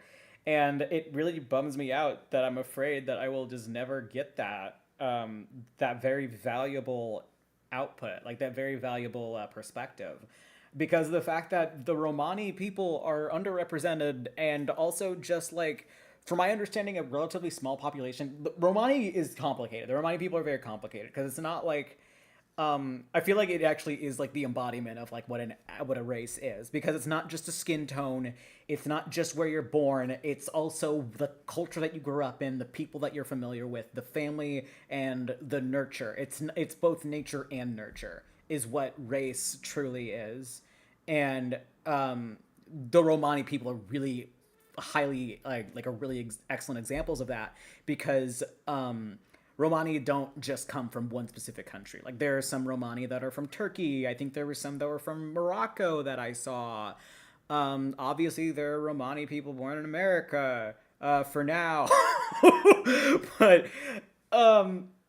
yeah, I would have loved to hear more about them and hear more about how this portrayal hurt them and how upsetting this could have been. I did want to give them a voice, but I just didn't quite know where to search, because another person that actually did Hoyoverse content that I really wanted to talk to, but then they hadn't been active for a really long time, so I just kind of didn't bother, because it's just well, they're probably not going to respond anyways. The only one that I really asked about was another guy that had a lot of resources for learning Romani culture and seemed like he'd be a really cool and interesting guy to interview for it. But understandable. I'm obviously not mad. I don't give a shit, really. I just I really wish that they gave enough of a shit about other cultures to do better. But ugh. Sure everyone knows about it. But for the rest of this video, I am going to be treating the Avgens like their own separate thing. The Avgens were kinda always discriminated against for literally no reason. I mean, there was a reason, but unless you were bullied in high school for being a hot loner, you're probably not. Well, okay, I take that back. I just realized I phrased that weird. It's not nature and nurture, it's just nurture. Race is not just your skin tone, race is a culture. I did not mean to say, I just realized I totally phrased that wrong. It's just nurture. Race is really 99.9% nurture. And everyone was jealous. I felt the need to say that because, like, bullshit, but I've met people that race fake, and if I learned anything, and it really pissed me off. And an adult on the World Wide Web, age does not equate to maturity, especially when it's a large group of people. So the other clans on the planet started a smear campaign calling them untrustworthy criminals that weaponize their charisma. It's likely that the other clans knew the Avgens worshipped Gaiathra Triclops. Kakava is a pretty big festival for them after all, but Gaiathra Triclops is also the goddess of trickery, so they probably saw that as free ammunition. Fuck those I need to use Case the Golden Idol music more. It's so fucking good. Malice. If anything, they seem to use it to protect themselves more than anything else. Their planet was inhospitable, clans were always at war over resources, so the Interastral Peace Corporation stepped in to, save the day. They know the Avgen will surely hold a festival today. With the aid of this rain, they will come I was gonna destroy check what the our fuck wagons and take everything they want. Davi's thing was for this. Little do the Catkins know, this time we will fight back. The men in black that descend from the skies are on our side. The Catkins stand It's no hidden under the chance table against because the culprit wanted to frame someone. surely Okay. pay for their arrogance. The clan launched a massive attack on the Avgen, who were under the protection of the IPC, resulting in 6,728 deaths. Fuck! And 3,452 missing. Finally, that was so aggressive. I'm so sorry. Okay, regardless of life or death, so it's good to know that you can, like, regardless of get that conclusion. to uphold the basic Since it look good, prom fight wine, purpose bourbon. The IPC's main goal, allegedly, is peace throughout the cosmos, unifying every planet under their monopoly on civilization as a business asset. Fuck is the I'm not going out of my way to paint the IPC in a bad deduction light dial? because Is it? socialism, it's all but directly I stated hate in the having story, so and the many character from fucking Gorilla 6, files. Luca was so unfairly criticized in the story I need to for get being rid of mad this. about it. I'm still furious to this day. Future Market is a side storyline about his planet owes the IPC a dick ton of money for helping them build their planet, basically. That was 700 plus years ago at the time of the story, and the IPC, after realizing there were still people on the planet, decided to chase them down for debt collection with interest, saying they'd forgive it if they were given permission to terraform the planet and hire every single citizen on the planet as an employee of the IPC. It genuinely, like, is so maddening to me. What the fuck? Penacony has a similar situation, except the planet was actually properly owned by the IPC as a prison planet, but after they abandoned it, the prisoners basically reclaimed it and built it into their own little world. Yay. When they realized Penacony was actually making money, they sent a venturing in to make an opening for them to try and start negotiations to get their investment back, so to speak, because they were pissed that they weren't answering their calls. Gee, I wonder why. The IPC is an evil mega corporation. The Avgens planet was seen as a little too broken beyond repair, not having any resources to meaningfully fix the hell planet they lived on, not to mention all the war. So they basically helped everyone on the planet sort of leave and spread out to other planets, and also hired them. And they basically voted that the Avgens and the Catechins were the only two clans that should be left to die on the Hell planet. Eventually, the Catechins asked for the IPC's help to just do genocide, like, straight up without adventuring. The Avgens are most likely extinct. On Kakava, the IPC went behind the Avgens' back when asking for support, saying they'd help without saying they were helping the enemy, because everyone was saying the reason for all the war was the Avgens instead of the actual problems on the planet itself. Gee, I wonder what this reminds me of. Oh, by the way, reminder, Kakava is Aventurine's birthday. Yeah, so that's Aventurine's awesome. birthday present I love was that. losing I love how everyone much the he'd story ever just known, hates and then being Aventurine for no enslaved by reason. some rando. I remember when I was first playing Star Rail, I like legitimately pulled one of my friends aside when I got to Aventurine's like part of the story, like confused because I genuinely I never saw him as the villain. Like I mean I knew that he wasn't particularly a great person because he works for the IPC. Of course he's not a great person, but like I didn't understand how he was supposed to be the villain because it felt like everyone was treating him that way. But weirdly to me it didn't feel like it was a race thing. Like it might have been in retrospect, but like at the time when I was playing it didn't feel like a race thing to me. Aside from Sparkle, but you know, Sparkle's they purposely did that to characterize her as an asshole when they could have just not, they could have done something else and that's not racism. But like I legitimately did not understand why he was being painted off to be the villain because like it just didn't come across that way to me. Like maybe I'm just stupid and like I'm not always a particularly great judge of character, so that might have had something to do with it, or maybe I just got distracted by like Hi Sexy, but like I just never saw him as the bad guy. Like I just saw him as a guy that was doing his fucking job in an annoying way. He was trying to help you, and he was being like annoying about it. I'm sorry. I just realized that he's a lot like in that sense. In every other sense, no. But, like, I have an OC that is going to be in Spotlight Paradox. He is a eldritch deity named Alexander Wilson, who purposefully sort of speaks in tongues just to annoy people. He is objectively a relatively benevolent and helpful god, but because of the fact that he speaks like a lunatic, everyone kind of hates him except for the people that follow him. Like he was in a Monster of the Week campaign as an NPC, and like all the players fucking hated him, and it was really fun and funny for me. To the people he now has to work for. I beg your pardon? Everyone believed that he was lucky and given Gaiathra's blessing because of his beautiful, beautiful eyes. Being born. I mean, okay, yeah, and also, like, I know that I already said it in this video, but, like, I genuinely, like, find it, with the way that people treat Aventurine in fandom, at least from what I've seen, is, like, a double-edged sword, because, like, he's a complex character. So, like, it does introduce a lot of complex ways to characterize him, which is neat and interesting to see. But something that does, like, aggravate me, and I think this also has to just do with human nature loving to watch train wrecks and shit, is the fact that I feel like people just see the fact that he has trauma that is related to religion and just say, like, yeah, okay, so he has a lot of trauma associated with Gaiathra. And that completely ignores the end of his fucking story, which is, like, quite clearly symbolically letting go of the past to embrace the present and look forward to the future.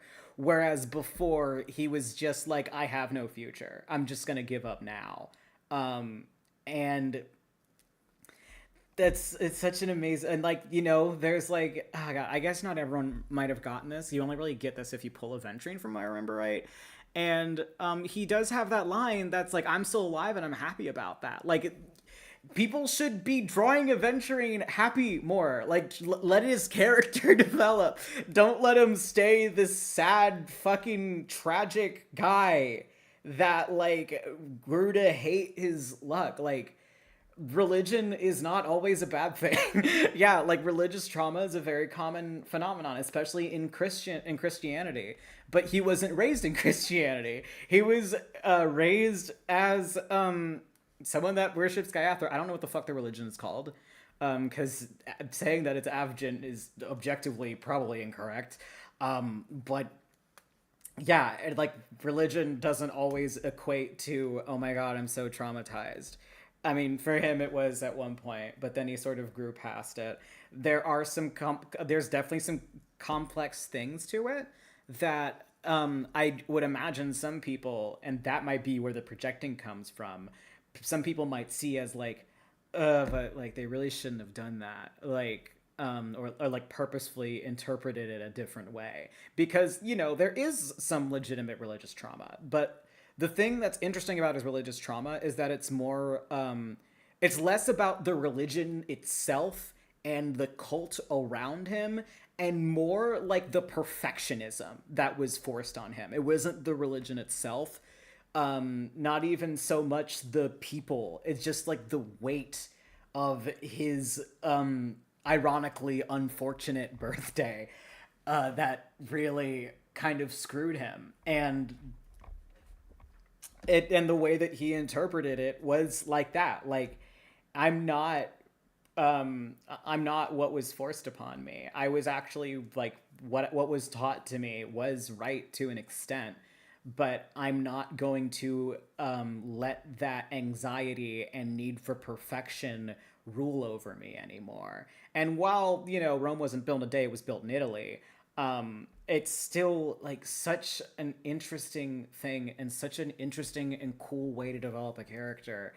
And I feel like I feel like we don't get that enough. I feel like that's a very rare thing where someone manages to acknowledge the trauma they were in and move forward in like a meaningful way, and a way that we will actually be able to see. Like that's easily the most exciting thing to me about it.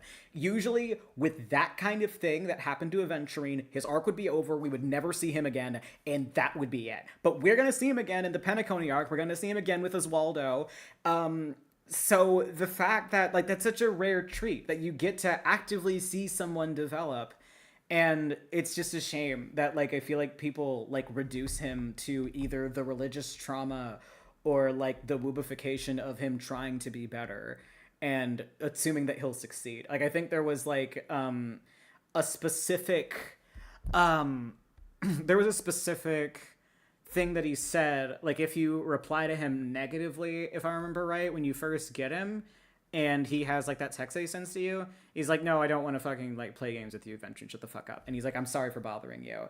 And I feel like a lot of people like really took that and wrote it as like, oh my god, he's such a sad wet cat, we need to fucking he's so sensitive and demure and sweet. And it's like, that bitch ain't. And like this is also like I'm going on such a tangent right now to just avoid, but like one last thing that does bother me is like, I mean, I hesitate to say that this bothers me, and this is more like my interpretation versus yours, the royal yours, like it does not, no one specific, just in general. I really kind of never really like it because like, okay, the reason why I don't like the woobification and the attempts to make him sweeter is that I feel like people treat him like act like he has an identity crisis. Like it's like he's either Aventurine or Kakavasha, and he turns off Kakavasha to be Aventurine. And what I interpreted from the end of his arc was that like, no, like sometimes you become the mask, and there's nothing wrong with that. Like he's become the mask, and him becoming the mask meant letting go of the past, and that's okay. Like the fact that he became the mask is like objectively kind of a good thing, because that's what made him stronger and made him as successful as he is right now. Are there some bad things about Aventurine? Of course. Are there some bad things about Kakavasha? Also, of course there are. And he just kind of saw that younger self as like someone that's perfect. So, and someone that's expected to be perfect. So letting go of Kakavasha and not seeing that as a part of his identity anymore is actually really important and crucial for his development. And people just don't seem to think that. And a lot of people are just like, no, this is more of a Yume ship thing. But people are like, oh yeah, I just call him Kakavasha, like in private and shit. Like, fuck no. I'm not dead naming Aventurine. I'm not dead naming a cis man. Okay, all right. I got maybe 10 lines of code. Good work, team. All right. I might do more like commentary, like I guess director's cut versions of these videos, because it actually is really fun to sort of discuss things that I wanted to do or want to talk about but didn't, or things that like I realized later on that I probably should have added in. I'm having like I had a lot of fun doing it, even though it was like very much to my detriment this time. So I might, you know what? I might do like a watch party for some of my old videos. I think that could be fun. I might do it for the Handsome Jack video, since I kind of or restart this video, like restart the Aventurine video at some point and do like a live commentary about it. That could be fun. But yeah, see you guys later. Hope you guys enjoyed the stream.